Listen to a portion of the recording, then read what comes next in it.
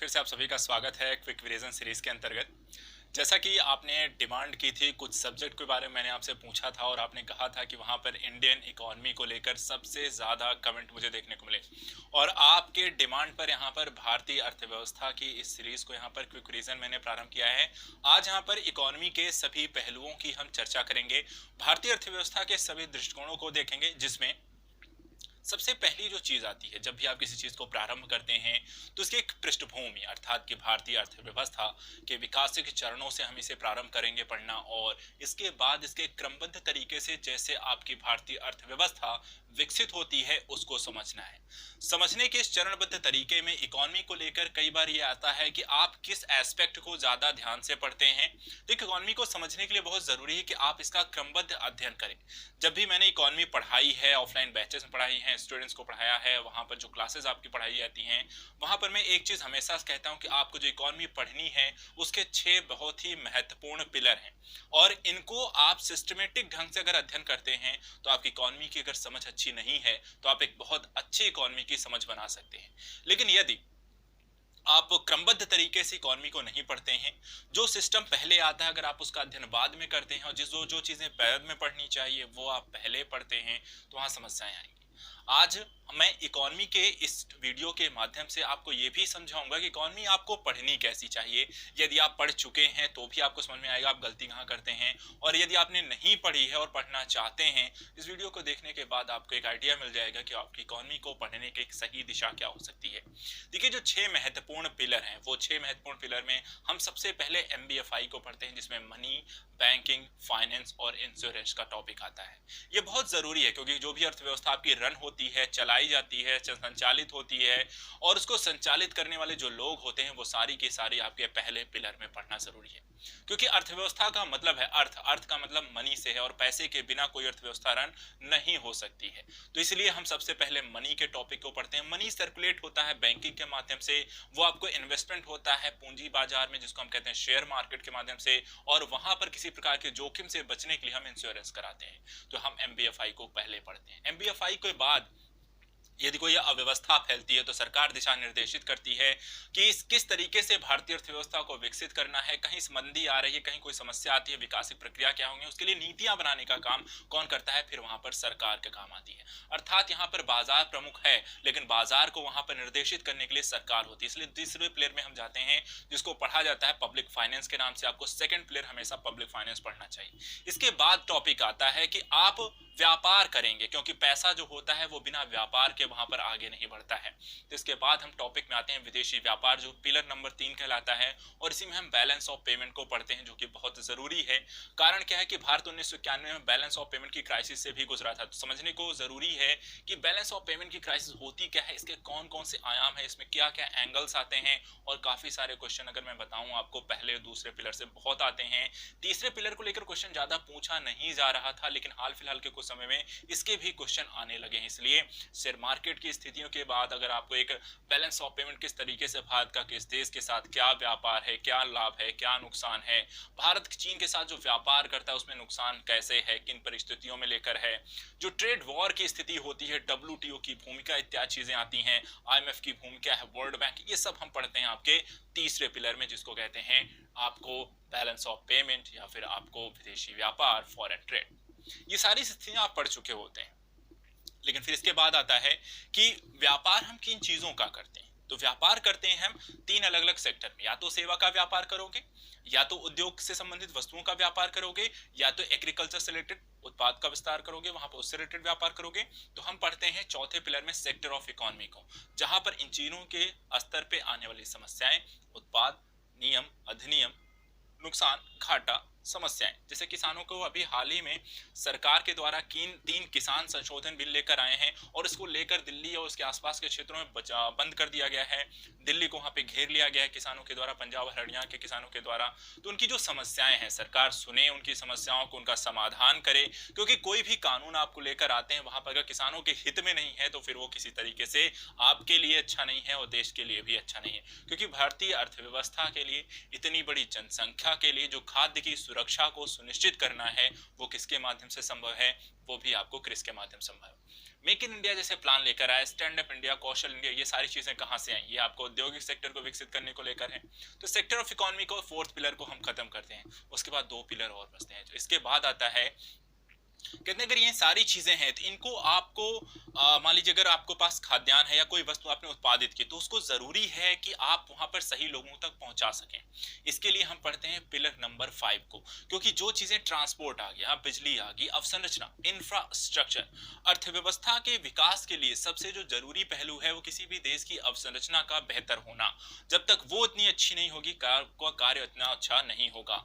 इसको लेकर एक अर्थशास्त्री ने, अमेरिकी अर्थशास्त्री ने कहा था कि अमेरिकी अर्थव्यवस्था का विकास उसकी सड़कों के विकसित स्वरूपों के कारण हुआ है। तो अर्थात अवसंरचना जितनी मजबूत होगी, जितनी अच्छी होगी, वो अर्थव्यवस्था उतनी ही तेजी से विकास करेगी। इसलिए इसमें इनके अंतर्गत हम कम्युनिकेशन इंफ्रास्ट्रक्चर पढ़ते हैं, हाउसिंग इंफ्रास्ट्रक्चर पढ़ते हैं, आपके परिवहन ट्रांसपोर्ट को लेकर उसमें रेल भी है, आपको जल परिवहन भी है, सड़कें हैं, वो सारी चीजें पढ़ते हैं, मेट्रो इत्यादि है, और उससे रिलेटेड योजनाएं भी। इसके बाद ये सारी चीजें हम कर क्यों रहे हैं? तो मानव के विकास के लिए, ताकि मानव को एक अच्छे तौर से जो भी समस्याएं हैं, गरीबी है, भुखमरी है, उन सबको समावेशी विकास के तहत वहां पर सबको साथ लेकर आगे बढ़ सकें। तो वहां पर हम फिनिश करते हैं इसको जाकर एचआरडी के टॉपिक से, मानव संसाधन विकास के साथ। और इस तरीके से यहाँ पर आपने स्टार्टिंग वहां पर की और इसको फिनिश किया, एक तरीके से आपकी पूरी इकोनॉमी यहाँ पर खत्म होती है।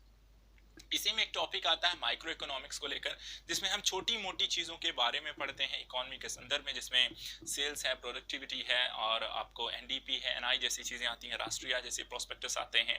और इसके साथ साथ स्टार्टिंग जब हम पढ़ते हैं तो स्टार्ट हम कहाँ से करते हैं? आज मैं जो आपको इकोनॉमी यहाँ पे पढ़ाने जा रहा हूँ, ये पूरा का पूरा अध्ययन जो अभी मैंने बहुत ही सिंपल और बहुत ही आसान और बहुत ही छोटे कह सकते हैं कम शब्दों में, कम मिनटों में मैंने आपको बता दिया, इसी की डिटेलिंग करने जा रहा हूँ। इसको अगर आप ध्यान से सुनने जा रहे हैं तो आपको यहाँ पे बहुत ज्यादा फायदा मिलने वाला। आपकी इकोनॉमी की समझ विकसित होगी, पढ़ने का तरीका पता चलेगा, और सबसे जरूरी पहलू, ज्यादा से ज्यादा जो क्वेश्चन आपको हल करने में संभव हो पाएंगे वो भी आपको इस वीडियो को देखने के बाद आप कर पाएंगे। देखिए यहाँ पर हम स्टार्ट करेंगे आपकी स्वतंत्रता के पूर्व से लेकर के, जहां पर भारतीय अर्थव्यवस्था किस तरीके से रुग्ण थी, क्या समस्याएं थी, किस तरीके की वहां पे जो कह सकते हैं कि कर और राजस्व व्यवस्थाएं थी। स्टार्ट हम यहां से करेंगे और इसको फिनिश करेंगे वर्तमान समय। इनको अलग अलग जो मैंने 6 पिलर बताए हैं, उन 6 पिलर्स को भी हम साथ में लेकर पढ़ेंगे। लेकिन इसके पहले हमें यह जानना जरूरी है स्वतंत्रता के पूर्व आपकी अर्थव्यवस्था कैसी थी। कुल मूलभूत अवधारणाओं को समझना है, जिसमें आपको आता है कि जीडीपी क्या होती है, जीएनपी क्या होती है, एनडीपी क्या होती है, इनके एंगल्स को समझेंगे। राष्ट्रीय आय से संबंधित काफी सारे क्वेश्चन आते हैं, तो एनआई क्या होती है, आपको पर्सनल इनकम क्या होता है, राष्ट्रीय आय से संबंधित डाटा को पढ़ेंगे, आर्थिक विकास को पढ़ेंगे, मानव विकास सूचकांक को पढ़ेंगे। साथ साथ यहाँ पर ये भी देखेंगे किस तरीके से यहाँ पर डेवलपमेंट हुई है, उसको लेकर जो संस्थाएं हैं जो नीतियां बनाने का काम करती हैं, योजना आयोग रही है, फिर नीति आयोग आई है, तो उन सभी को हम यहाँ पर एक एक करके पढ़ेंगे। फिर आपका पिलर्स में हम एंटर करेंगे, जिसमें एमबीएफआई का पहला पिलर आपको पढ़ाया जाएगा। तो चलिए ज्यादा समय न लेते हुए आज के अपने वीडियो में स्टार्ट करते हैं कि आज की विषय वस्तु में क्या बहुत जरूरी है। एक चीज ध्यान रखिएगा, बहुत इंपॉर्टेंट पहलू, एग्जाम के लिए बहुत जरूरी है कि आप इनको ध्यान से पढ़ें। और एक चीज और, क्विक रिवीजन सीरीज की ये पहली वीडियो नहीं है। अगर आप पहली बार इसे देख रहे हैं तो मैं बता दूं ये पहली वीडियो नहीं है। इससे पहले भी मैंने अब तक आपको कई सारी वीडियो उपलब्ध करा दी है। आजाद यूपीपीएससी एकेडमी पर प्लेलिस्ट बनी हुई है, आप वहां पर जरूर जाएं, उस प्लेलिस्ट को देखें। वहां पर आपको विश्व का भूगोल, आधुनिक भारत, पर्यावरण परिस्थिति, जीव विज्ञान, ये चारों मिल चुकी हैं। इसके अलावा आपकी एक अलग से वीडियो है पॉलिटी की क्विक रीजन वीडियो, उसकी 3 वीडियो जा चुकी हैं। तो अब तक हमने यहाँ पे 7 वीडियो क्विक रीजन की जा चुकी हैं, और ये सीरीज की 8वीं वीडियो है, और एक नया सब्जेक्ट है इंडियन इकोनॉमी। तो चलिए प्रारंभ करते हैं। अगला जो वीडियो आएगा साइंस एंड टेक और करंट अफेयर, ये 2 टॉपिक अगले 2 सीरीज में आएंगे। नेक्स्ट 2 वीक में हम करंट अफेयर्स और साइंस एंड टेक को लेकर आएंगे। लेकिन उससे पहले आज के अपने विषय में भारतीय अर्थव्यवस्था को पढ़ते हैं। देखिए, सबसे पहले स्वतंत्रता के पूर्व भारतीय जो अर्थव्यवस्था थी, अगर हम उसको समझना चाहें तो वहां पर कुछ आयाम है। जब भी कोई चीज पढ़ना हो तो उसके कुछ तथ्यात्मक आधार जरूर वहां पर देख लें कि किन किन चीजों के आधार पर किसी अर्थव्यवस्था को हम देख सकते हैं कि विकसित थी या नहीं थी। तो वहां पे क्या देखना है? जनसंख्या देखना है, आपको देखना क्या है, आर्थिक स्थिति कैसी है, आर्थिक विकास, निम्न स्तरीय आर्थिक विकास की स्थिति आप देख सकते हैं।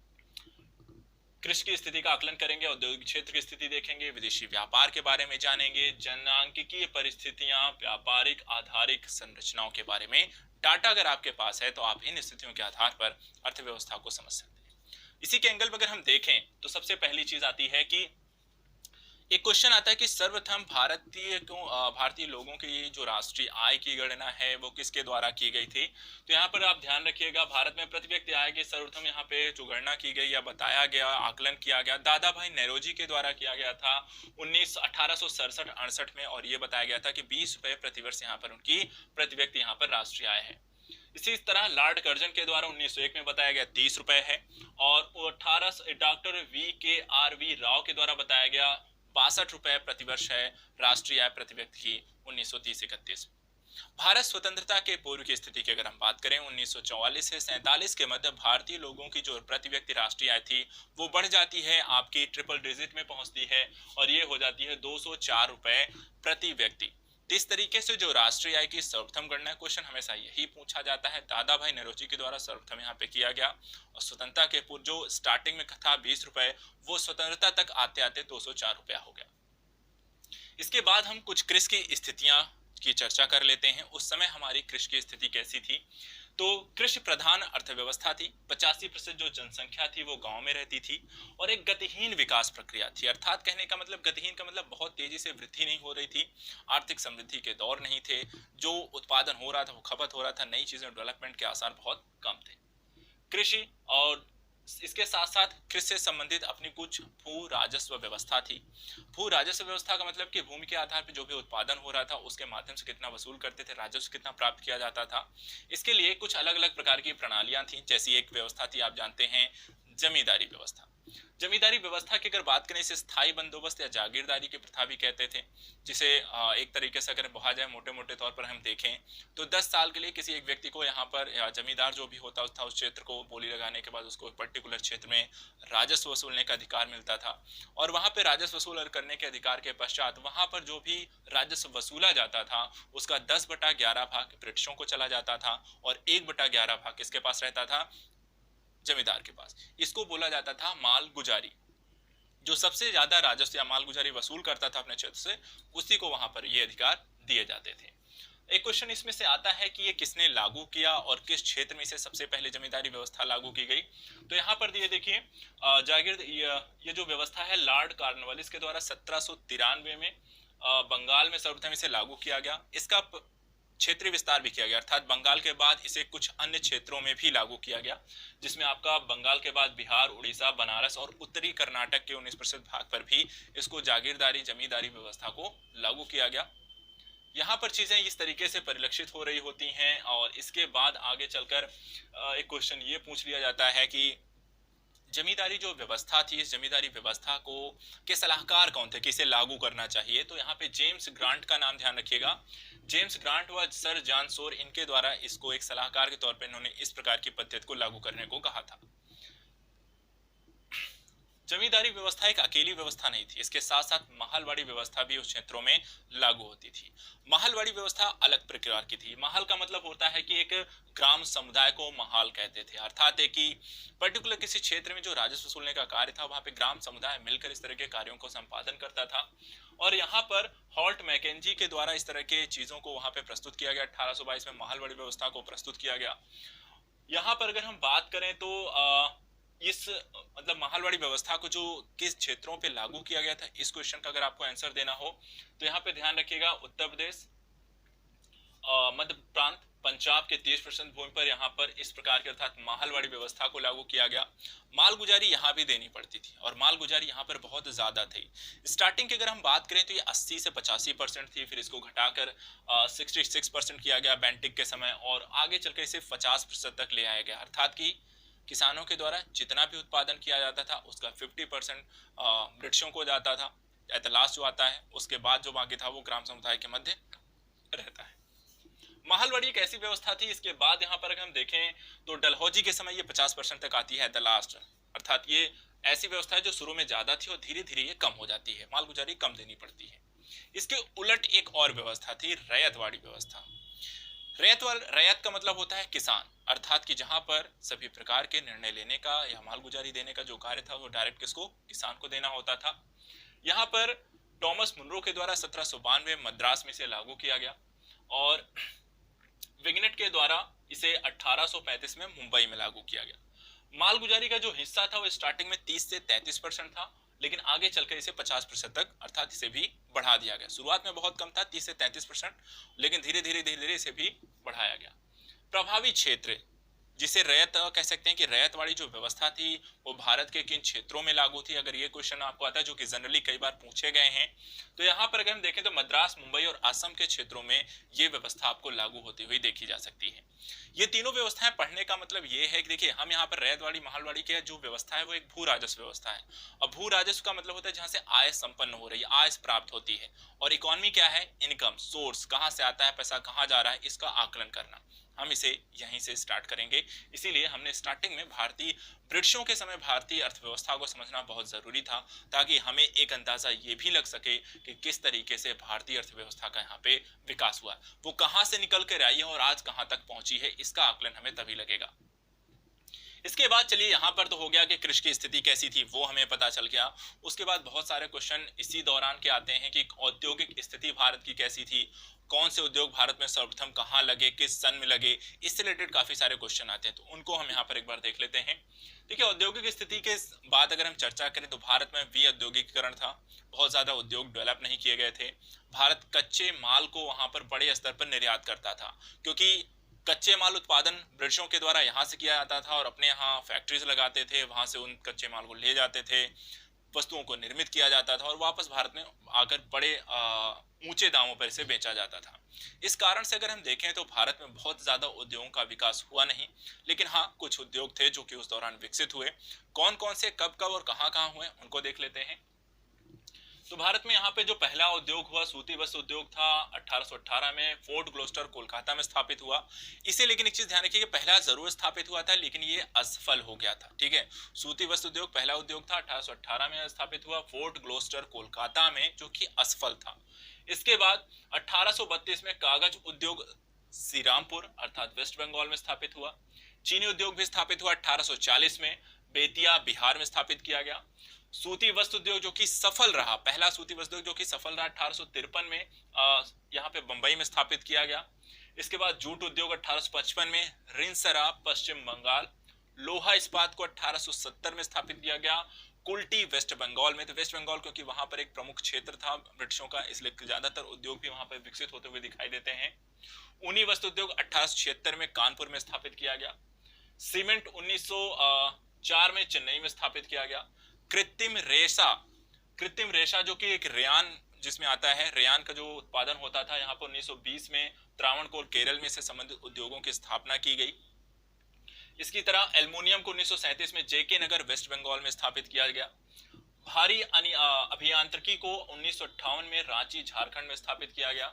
और साथ ही साथ यहाँ पर देखें तो ये स्वतंत्र भारत के बाद का है, 1958 रांची में स्थापित है, बाकी के जितने हैं वो सब ब्रिटिशों के काल के हैं। तो इस तरीके से ये सारे जो उद्योग थे, औद्योगिक स्थिति अच्छी ना होने के बावजूद धीरे धीरे ही सही भारत में हर तरीके के उद्योगों का जो विकास भी हम देख सकते हैं वो ब्रिटिशों के समय में, और कह सकते हैं कि 19वीं सदी की समाप्ति और 20वीं सदी के प्रारंभ के तौर पर इसे देख सकते हैं। इसके बाद अगर हम देखें तो विदेशी व्यापार का भी आकलन कर सकते हैं। विदेशी व्यापार भारत का यहाँ पर बहुत अच्छा नहीं था, प्रतिबंधकारी नीतियां थी, इंग्लैंड का एकाधिकार था, किसके साथ व्यापार करना है नहीं करना ये सारे निर्णय कौन करता था, ब्रिटिशों के द्वारा लिए जाते थे। इसी तरीके से जो जनांगीय परिस्थितियां हैं वो भी यहाँ पे कुछ इंपॉर्टेंट एस्पेक्ट हैं जो कि आपको पूछे जाते हैं एग्जाम में। जैसे कि हमारी जो पहली जनगणना हुई वो किसके कार्यकाल में हुई, 1872 में हुई थी, लॉर्ड मेयो के कार्यकाल में हुई। दशकी जनगणना कब से प्रारंभ हुई, तो 1882 में लॉर्ड मेयो के शासनकाल में प्रारंभ हुई, और इसके बाद से ये दशकी जनगणना यहाँ पे प्रत्येक 10 वर्ष के अंतराल में प्रारंभ हुई। 1921 को जनसंख्या का महान विभाजक वर्ष कहा गया, जिसका कारण था कि 1921 जो होता था बहुत सारे अकाल के कारण वहां पे इसका जो जनसंख्या की वृद्धि दर थी वो माइनस में थी, और उसके बाद जो होती है भारत की जनसंख्या में तीव्र वृद्धि होती है, इसलिए 1921 को यहाँ पर जनसंख्या का महान विभाजक वर्ष भी कहा जाता है। इसके अतिरिक्त हम बात करें साक्षरता दर उस समय कितनी थी, 16% थी, जिसमें महिलाओं की नगण्य थी। और साथ ही साथ जीवन जो प्रत्याशा थी उस समय सिर्फ 32 पर थी, अर्थात 32 साल औसत जो आयु थी हमारी, जो सभी जो मानव रहते जो भारतीय व्यक्ति थे उनकी जो औसत आयु थी सिर्फ 32 वर्ष थी। और अत्यधिक गरीबी की स्थिति भी आपको यहाँ पर देखने को मिलती है। तो अर्थात कि आप देख सकते हैं कितनी दयनीय स्थिति थी। कुपोषण, भुखमरी, सूखा, उद्योगों का विकसित न होना, ये सारी चीजें आप उस दौरान देख सकते हैं। इसके बाद व्यावसायिक संरचना की बात करें तो कृषि भारत का सबसे बड़ा व्यवसाय था, जो कि 75% से ज्यादा लोगों को रोजगार देता था। बाकी 10-15% आपका विनिर्माण एवं सेवा सेक्टर से वहां पर लोगों को रोजगार मिलते थे। इसके बाद बात करते हैं कि आधारिक संरचना कहती है, अर्थात अवसंरचना के तौर पर ब्रिटिशों के द्वारा क्या क्या चीजें विकसित की गई हैं, जो कि कई बार क्वेश्चन पूछा जाता कि रेलवे का विकास, डाक तार का विभाग कब स्थापित किया गया, किसके द्वारा किया गया, तो उन क्वेश्चन के आंसर भी आपको यहाँ पे पता होने चाहिए। जैसे कि भारत में पहली बार रेलवे 16 अप्रैल 1853 में बंबई से ठाणे के बीच चलाई गई। कार्यकाल यहाँ पर दूसरा है लॉर्ड डलहौजी है, यहाँ पर सारा जो काम देखते हैं। पीडब्ल्यूडी विभाग की स्थापना 1854 में की गई। डाक व तार विभाग की स्थापना 1848 से 56 के दौरान लॉर्ड डलहौजी के द्वारा की गई। तो मूलतः लॉर्ड डलहौजी का शासनकाल जो देख सकते हैं तो वो काफी भारत के संदर्भ से अच्छा था, क्योंकि वहां पर जितनी भी चीजों की आधारिक संरचना का विकास देखे हैं, चाहे रेलवे हो, डाक तार विभाग हो, पीडब्ल्यूडी विभाग हो, उन्हीं के कार्यकाल में विकसित होते हुए देखे जा सकते हैं। इसके अतिरिक्त पत्तन व जल परिवहन का भी विकास यहाँ पर ब्रिटिशों के द्वारा किया गया। तो आधारिक संरचना के तौर पर परिवहन का उन्होंने विकास किया। परिवहन का विकास इसलिए भी किया था क्योंकि भारत के अलग अलग हिस्से से जो भी उत्पादन हो रहा था उनको तटों तक ले आना, और तट से फिर उसको बाहर इंग्लैंड में भेजने का काम, और इंग्लैंड से बनी बनाई वस्तुओं को फिर भारत के अंदरूनी भागों में भेजने के लिए उन्हें इन सारी चीजों की आवश्यकता थी। खुफिया विभाग जो डाक तार का है वो मूलतः अंग्रेजों के मत किसी प्रकार के विद्रोह इत्यादि को दबाने को लेकर किए गए थे, ताकि सूचना त्वरित गति से इनके पास पहुंच सके। अन्य कुछ महत्वपूर्ण तथ्य भी हैं जो कि अंग्रेजों के ब्रिटिश शासन के दौरान काफी इंपॉर्टेंट है, एस्पेक्ट से कई बार पूछे गए क्वेश्चंस हैं। ये एस्पेक्ट क्या है, जैसे कि क्वेश्चन पूछा जाता है कि डाकू उपमा किस कालक्रम को दी जाती है, तो 1965 से 1972 ईस्वी के काल, जो कि बंगाल का जो क्षेत्र था उस समय का, बंगाल के क्षेत्र को 1965 से 72 के दौरान यहाँ पे डाकू उपमा दी जाती है। और ये बोला था डाकू उपमा की दी किसने थी, के.एम. पणिक्कर के द्वारा दी गई थी। दूसरा, अंग्रेजों द्वारा भारत पर अर्ध सामंतवादी प्रकार की व्यवस्था लागू थी, जिसमें ब्रिटिश एक तरीके का राजा और उसके नीचे एक सामंत, दोनों ही यहाँ पर जनता पर अधिकार जमाते थे, कर वसूल करते थे और शासन प्रक्रिया को संचालित करने का कार्य करते थे। उसी तरीके से उत्तरी भारत में भूमिकर व्यवस्था के जो प्रवर्तक थे उनका नाम क्या है, मार्टिन बर्ड। तो उत्तरी भारत में भूमिकर व्यवस्था के प्रवर्तक लागू करने वाले, लाने वाले कौन थे, मार्टिन बर्ड। माहलवाड़ी जो व्यवस्था थी लॉर्ड विलियम बेंटिक के द्वारा 1833 में आगरा एवं अवध प्रांत में यहाँ पर लागू की गई। साथ ही अगर हम बात करें कि बंगाल का सर्वाधिक भीषण अकाल किस वर्ष को कहा जाता है, बंगाल का सर्वाधिक भीषण अकाल 1843 में यहाँ पर पड़ा। एक और चीज आती है, जॉन सुल्विन के द्वारा कहा गया एक कथन बहुत इंपॉर्टेंट है इस सेक्टर में, जिन्होंने कहा था कि हमारी प्रणाली एक ऐसे स्पंज के रूप में कार्य करती है जो गंगा के किनारे सभी अच्छी वस्तुओं को वहां पे सोख लेती है और टेम्स नदी के किनारे यहाँ पे निचोड़ देती है। ये कथन किसका है, जेम्स सुल्विन का, यहाँ पे इसको ध्यान रखेगा।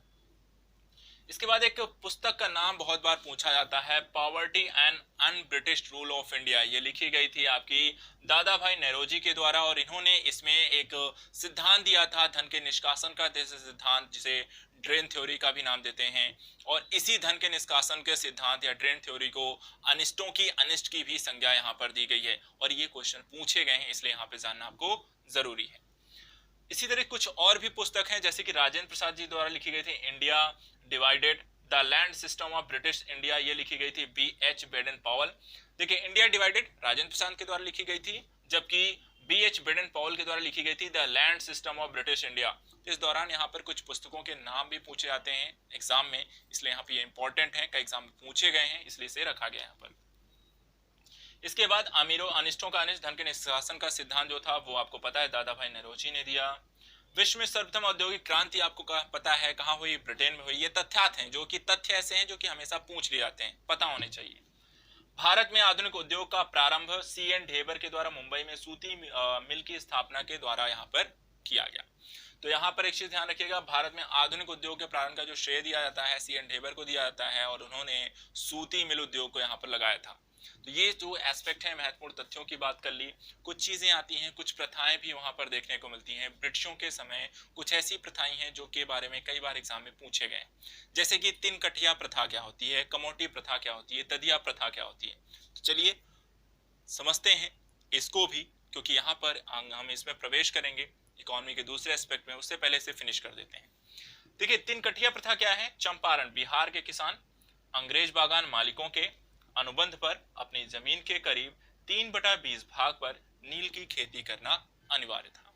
तो यहाँ पर बिहार के किसानों को अपनी ही जमीन के 3/20 हिस्से पर वहां पे नील की खेती करना अनिवार्य हो गया था, और इसी अनुबंध को एक जो कॉन्ट्रैक्ट किया गया इसे बोला गया तीन कठिया प्रथा। एक था यहाँ पे ददनी प्रथा।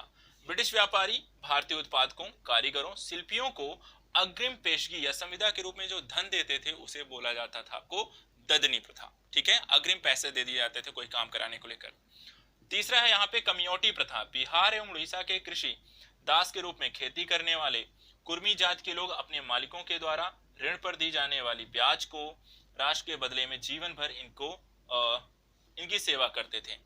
तो यहाँ पर जो पैसे उन्होंने दिए हैं उसके बदले वो सेवा करने का जो एक दायित्व रखते थे, कार्य करते थे, वहां पर उसे हम बोलते हैं कम्युनिटी प्रथा। तो ये तीन प्रथाएं इस दौरान भी हमें देखने को मिलती हैं, तीनों को ध्यान रखिएगा, यहाँ पर इस तरह के क्वेश्चन आपको पूछ सकते हैं। चलिए अब बात करते हैं कि भारत में ब्रिटिश शासन के जो चरण रहे हैं यहाँ पर कौन कौन से और किस किस तरीके से यहाँ पर भारत को देखा जाता है। तो देखिए जब भारत आर्थिक दृष्टिकोण से अगर हम चर्चा करें तो ब्रिटिशों का भारत में शासन बहुत लंबे समय तक रहा, और ये लंबा समय करीब 200 वर्ष से उससे ज्यादा भी है। इतने लंबे समय तक उन्होंने जिस तरीके की प्रक्रिया अपनाई, अगर हम आर्थिक व्यवस्था के आधार पर ब्रिटिशों के पूरे शासन काल को डिवाइड करने की बात करें, जिसे हम तीन भागों में डिवाइड कर सकते हैं। तीन भाग कौन कौन से थे?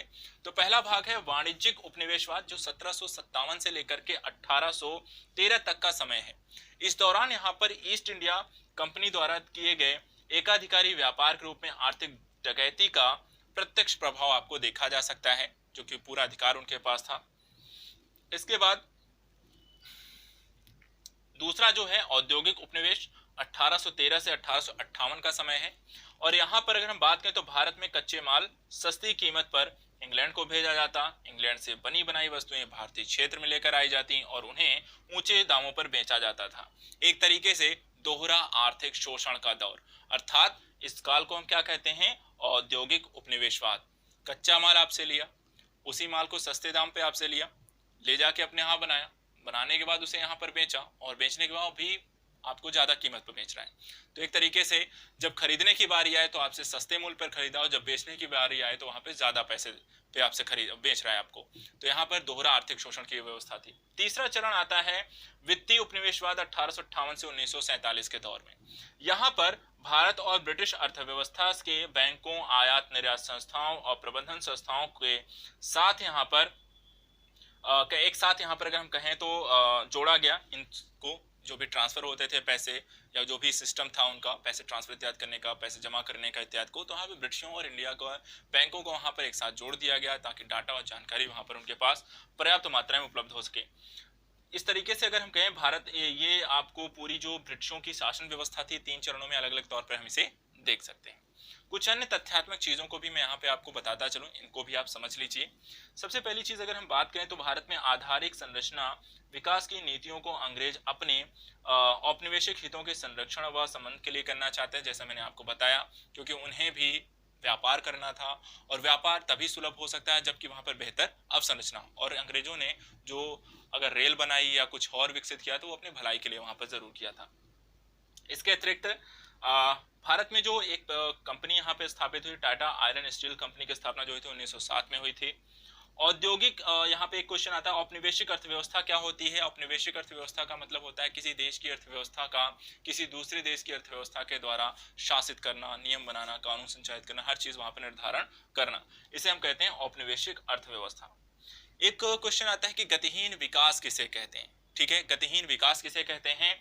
तो वह अर्थव्यवस्था जिसमें वास्तविक राष्ट्रीय व प्रति व्यक्ति आय प्राप्त जो है वो स्थिर होती है। तो जब यहाँ पर राष्ट्रीय आय प्रति व्यक्ति आय आपकी स्थिर है तो कैसी है? फिर गतिहीन है, क्योंकि अगर गतिशील होगी तो आपकी राष्ट्रीय आय और प्रति व्यक्ति आय बढ़ेगी। तो राष्ट्रीय या प्रति व्यक्ति आय की स्थिति या किसी देश के आर्थिक विकास का आकलन करना हो तो आपको क्या करना चाहिए? तो क्वेश्चन आता है कि आप क्या ये आप समझते हैं कि आर्थिक समृद्धि और आर्थिक विकास में क्या अंतर है, इकोनॉमिक डेवलपमेंट और इकोनॉमिक ग्रोथ में क्या अंतर है? और ये बहुत बेसिक क्वेश्चन होता है। और जब भी आप इकोनॉमी की क्लास को पढ़ने जाते हैं, बैठते हैं, चर्चा करते हैं या पहली क्लास लेने जाते हैं, तो जो इकोनॉमी का जो टीचर होता है वो बेसिकली कुछ नॉर्मल क्वेश्चन आपसे पूछता है। जैसे कि मैं भी अपनी क्लास में जरूर पूछ लेता हूं कि क्या आपको ये पता है कि इकोनॉमिक ग्रोथ, इकोनॉमिक डेवलपमेंट क्या होता है? और मोस्टली अगर मैं बात करूं तो यहाँ पर 99% बच्चों को ये आंसर का पता नहीं होता है।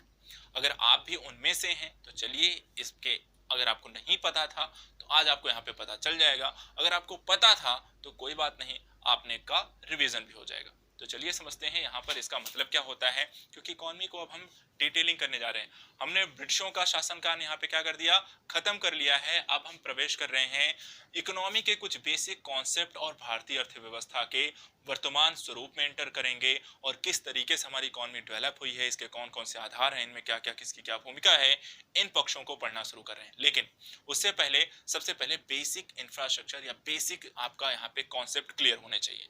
तो चलिए बेसिक इन कॉन्सेप्ट में आपको सबसे पहले क्लियर कर देते हैं आर्थिक समृद्धि क्या होती है ना। तो आर्थिक समृद्धि जीडीपी, जीएनपी की प्रति व्यक्ति आय में निरंतर होने वाली वृद्धि है। सिंपलेस्ट फॉर्म में अगर हम कहें कि किसी भी व्यक्ति के जो अगर गुणात्मक और परिमाणात्मक दो ही स्तर होते हैं वृद्धि होने के, जब किसी व्यक्ति के या जब भी किसी व्यक्ति का परिमाणात्मक वहां पर हम कह सकते हैं वृद्धि के आसार और उस देखा जाए, या कह सकते हैं जब भी हम किसी के वस्तुओं को वृद्धि के हम नाप सकते हैं, माप सकते हैं, तो वहाँ पे आर्थिक समृद्धि उसे कहा जाता है, इकोनॉमिक ग्रोथ कहा जा सकता है। कहने के संदर्भ में जैसे कि यदि आप जॉब करते हैं तो एक सैलरी मिलती होगी। सैलरी हो सकती है 10,000, 15,000, 20,000, 50,000, लाख रुपए हो सकती है ना। एक साल, जिस साल आपने ज्वाइन किया, मान लीजिए मिनिमम राशि रख लेते हैं, चलो 10,000 आपको सैलरी मिल रही है। आपको अगले साल, एक साल पूरा होने के बाद आपकी सैलरी कुछ ना कुछ बढ़ती है, हो सकता है 1,000, 2,000, 4,000, 5,000, जो आपके काम के ऊपर निर्भर करती है। तो अगर किसी की सैलरी 10,000 से अगले साल बढ़ के 12,000 हो गई, तो वहां पे क्या हुआ, ग्रोथ साफ साफ नंबर के आधार पे दिख रही है कि पहले 10 था, ये 12 हो गया। आंका जा सकता है कि हाँ कितना अंतर आया है। इसी को आपको कहते हैं आर्थिक समृद्धि। जब भी यहाँ पर परिमाणात्मक परिवर्तन होता है किसी चीज को, तो वो बोला जाएगा आपका आर्थिक समृद्धि। तो यहाँ पर उसी को यहाँ पे बताया गया है, और इसका आकलन करने के लिए हम जीडीपी, जीएनपी और प्रति व्यक्ति आय के निरंतर होने वाली वृद्धि को हम इसके अंतर्गत रखते हैं। यह उत्पादन की वृद्धि परिमाणात्मक परिवर्तन, जैसा मैंने आपको बताया, के आधार पर होती है। इसमें श्रम शक्ति, उपभोग, पूंजी और व्यापार की मात्रा में प्रसार होता हुआ देखा जा सकता है, क्योंकि इन सभी चीजों में यहाँ पे परिमाणात्मक परिवर्तन आएगा। साथ ही प्रति व्यक्ति वास्तविक आय, देश की राष्ट्रीय आय, जब भी आपको किसी भी देश की प्रति व्यक्ति वास्तविक आय निकालनी हो तो उसके लिए आपको देश की राष्ट्रीय आय को यहाँ पर उसकी टोटल जो जनसंख्या है उससे डिवाइड कर दीजिए, जो आपको प्राप्त होगा उस देश की क्या होगी, यहाँ पे प्रति व्यक्ति वास्तविक आय प्राप्त हो जाएगी। तो यहाँ पर अगर हम देखें तो आर्थिक समृद्धि का दौर यहाँ पर हो गया। आर्थिक समृद्धि के साथ दूसरा क्वेश्चन आता है, आर्थिक विकास किसे कहते हैं? आर्थिक विकास देखिए, राष्ट्रीय उत्पाद व जीवन की गुणवत्ता में सुधार के आधार पर इसमें परिमाणात्मक और गुणात्मक दोनों परिवर्तन आते हैं, और साथ ही साथ आर्थिक विकास का जो मापन करना है वो जीवन के भौतिक गुणवत्ता सूचकांक के आधार पर करते हैं। जीवन के भौतिक गुणवत्ता सूचकांक में जीवन प्रत्याशा आएगी, शिशु मृत्यु दर आता है, और मौलिक यहाँ पे साक्षरता भी आती है।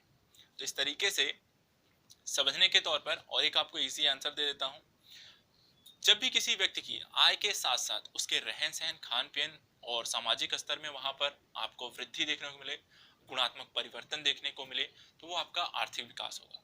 इसको भी एग्जाम्पल से समझना हो कि जिस व्यक्ति की आय 10 से 12,000 हुई थी, वो 12,000 जो 2,000 रुपए उसके पास एक्स्ट्रा है, उसका अगर वो प्रयोग अपने बच्चों को अच्छी शिक्षा देने में, या उसी का प्रयोग वो अच्छे उत्पाद खरीद कर खाने में करेगा, तो उसका स्वास्थ्य बेहतर होगा, वो ज्यादा हिस्ट पुष्ट होगा, वो ज्यादा अच्छे से काम कर पाएगा।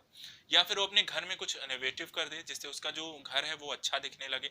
तो कहने का मतलब, यदि आपकी शिक्षा में, यदि आपके रहने सहने, खाने पीने में ये चीजें आपको बेहतर होती चली जाती हैं, तो यहाँ पर उसको बोला जाता है कि वो आपका गुणात्मक परिवर्तन हुआ और पहले से आप बेहतर हो गए। तो जब भी किसी भी व्यक्ति का या देश का यहाँ पर गुणात्मक और परिमाणात्मक दोनों ही परिवर्तन साथ साथ होते हैं, तो उसको हम कहते हैं वहां पे आर्थिक विकास की स्थिति। अब इसका आकलन करने के लिए कई सारी पद्धतियां विकसित की गई, ठीक है, जिसमें से एक है आपका आर्थिक विकास का मापन करने के लिए एक लेकर आए हम जीवन की भौतिक गुणवत्ता सूचकांक लेकर आए।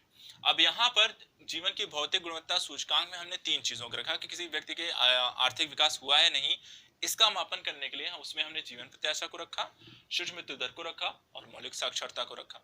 इसको यहाँ पे मॉरिस डी मॉरिस नामक व्यक्ति ने यहाँ पर इस सूचकांक को विकसित किया। एक और यहाँ पर आता है 1976 में विश्व बैंक के द्वारा लेकर आया क्रय शक्ति समता विधि, जिसको स्टार्टिंग में आईएमएफ के द्वारा विकसित किया गया था। तो यहाँ पर अगर हम देखें तो विश्व बैंक के द्वारा इस पद्धति के कारण 1993 में यहाँ पर इसे लेकर आए आईएमएफ के द्वारा। जो जीवन की भौतिक गुणवत्ता सूचकांक था 1976 में मॉरिस डी मॉरिस के द्वारा विकसित किया गया। और क्रय शक्ति समता विधि का प्रयोग दो देशों के मध्य या एक का अन्य देशों से तुलनात्मक तौर पर किसी भी व्यक्ति की क्रय करने की क्षमता कितनी है उस आधार पर मूल्यांकन करके एक डाटा और सूची बनाई जाती है। इस आधार पर अगर हम देखें तो देशों के यहाँ पे तुलनात्मक रहन सहन के स्तर का निर्धारण यहाँ पर क्रय शक्ति क्षमता के आधार पर किया जाता है। एक और यहाँ पे सूचकांक लेकर आया गया मानव विकास सूचकांक। मानव विकास सूचकांक को महबूब उल हक के द्वारा प्रस्तुत किया गया, इसके बारे में आप जानते होंगे। और यहाँ पर इसके बारे में मानव विकास सूचकांक के बारे में हम डिटेल से भी देखते हैं, क्या क्या सूचकांक में कौन कौन से अवधारणाएं आते हैं, क्या सारी चीजें विकसित की गई हैं। एक चीज और यहाँ पे समझ लीजिए कि क्रय शक्ति क्षमता के आधार पर भारत विश्व की तीसरी सबसे बड़ी अर्थव्यवस्था है, इससे तो आप परिचित होंगे। तो यहाँ पर हमने देखा आर्थिक समृद्धि और आर्थिक विकास का अंतर आपको स्पष्ट हो गया होगा। अब एक क्वेश्चन हमेशा आता है और ये लगातार अपडेट क्वेश्चन आता है, मानव विकास सूचकांक। सूचकांक में देखिए जब भी आप पढ़ते हैं तो सूचकांक में किस तरीके के क्वेश्चन आपको पूछे जाते हैं। सूचकांक में शीर्ष राष्ट्र, निम्नतम राष्ट्र, भारत की स्थिति, भारत के पड़ोसी देशों की स्थिति, किसके द्वारा जारी किया जाता है, कौन से सन की, ये सारा क्वेश्चन। बस इसी का आपको आंसर हम यहाँ पर देते हैं। करंट है, थोड़ा सा करंट भी देखते चलते हैं, बेसिक कॉन्सेप्ट के साथ साथ जहां करंट आता है उसको वहीं पर पढ़ लेना चाहिए। तो यहाँ पे देखिए मानव विकास सूचकांक ये एक गुणात्मक मापन है, सबसे पहले ध्यान रखिएगा, परिमाणात्मक नहीं है, गुणात्मक मापन का आधार है। जारी यहाँ पे संयुक्त राष्ट्र विकास कार्यक्रम के द्वारा जारी किया गया सबसे पहले 1990 में यहाँ पे मानव विकास रिपोर्ट के नाम से इसे जारी किया गया। यहाँ पर इसके अंतर्गत मानव संसाधन के संपोषणीय विकास एवं सृजनात्मक विकास के सूचकांक को अर्थात जो सूचकांक का आधार है मानव के संपोषणीय और सृजनात्मक विकास को इसमें आधार बनाया जाता है। इसमें यहाँ पर इन्होंने एक एचडीआर रिपोर्ट यहाँ पर आगे चल के इन्होंने इसमें एक एचडीआई सूचकांक यहाँ पर इन्होंने विकसित किया। इस एचडीआई सूचकांक यहाँ पे तीन थे, ठीक है। एचडीआई में एचडीआई सूचकांक के तीन आयाम थे। पहला यहाँ पर है जन्म के समय जीवन प्रत्याशा, दूसरा शिक्षा, शिक्षा में दो आधार हैं, एक है अपेक्षित स्कूली शिक्षा, दूसरा है शिक्षा के औसत वर्ष। तीसरा यहाँ पर था प्रति व्यक्ति सकल राष्ट्रीय आय पीपीपी के आधार पर अर्थात परचेसिंग पावर पैरिटी के आधार पर, क्रय शक्ति समता के आधार पर।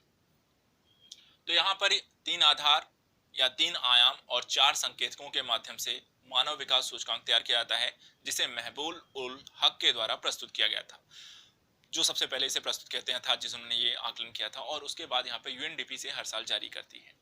अब यहाँ पर ये जानने वाली बात है कि जो अभी हाल का जो 2019 का डेटा है, अभी 2020 का आया नहीं है, तो 2019 का ही डेटा हम यहाँ पर पढ़ने वाले हैं।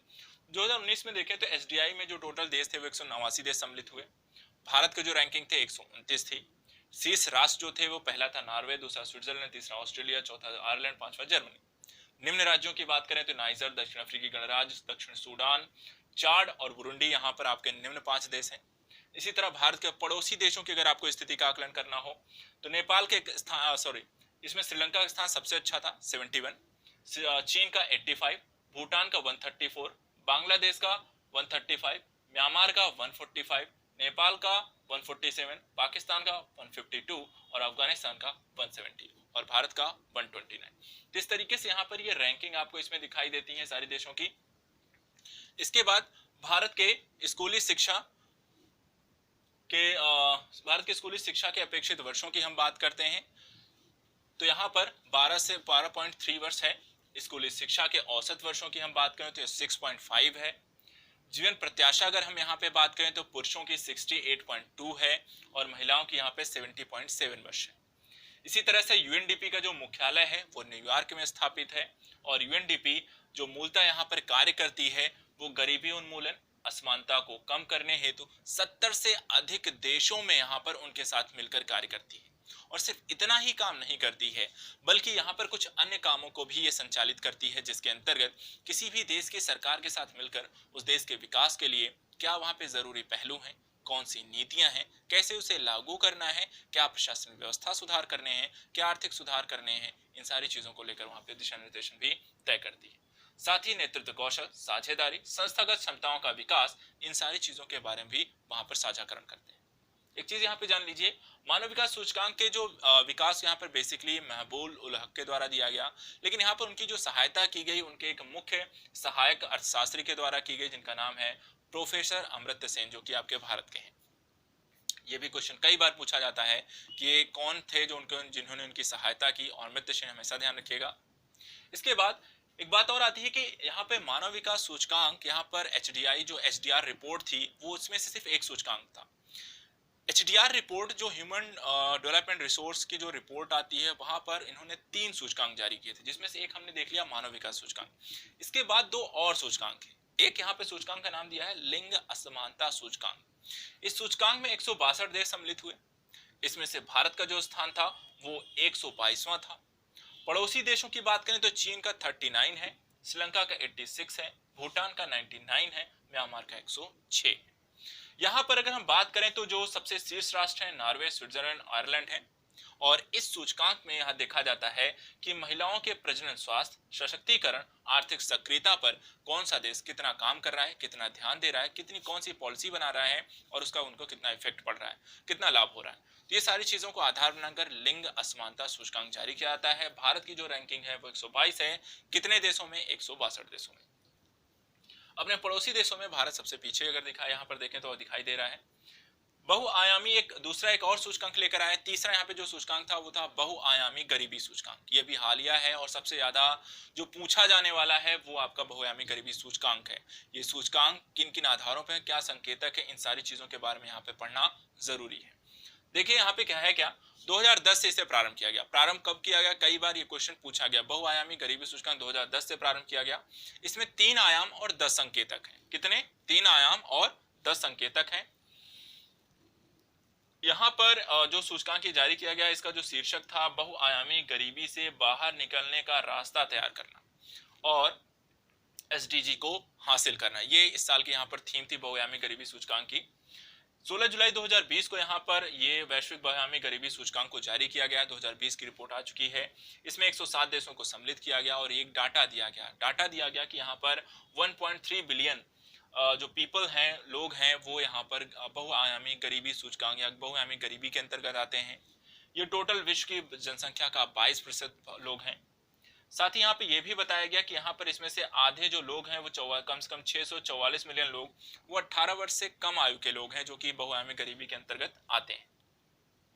बच्चे सबसे ज्यादा प्रभावित हैं। हर 3 में से एक बच्चा जो है वो बहुआयामी गरीबी सूचकांक अर्थात यहाँ पे मल्टी पॉवर्टी इंडेक्स के अंतर्गत आता है।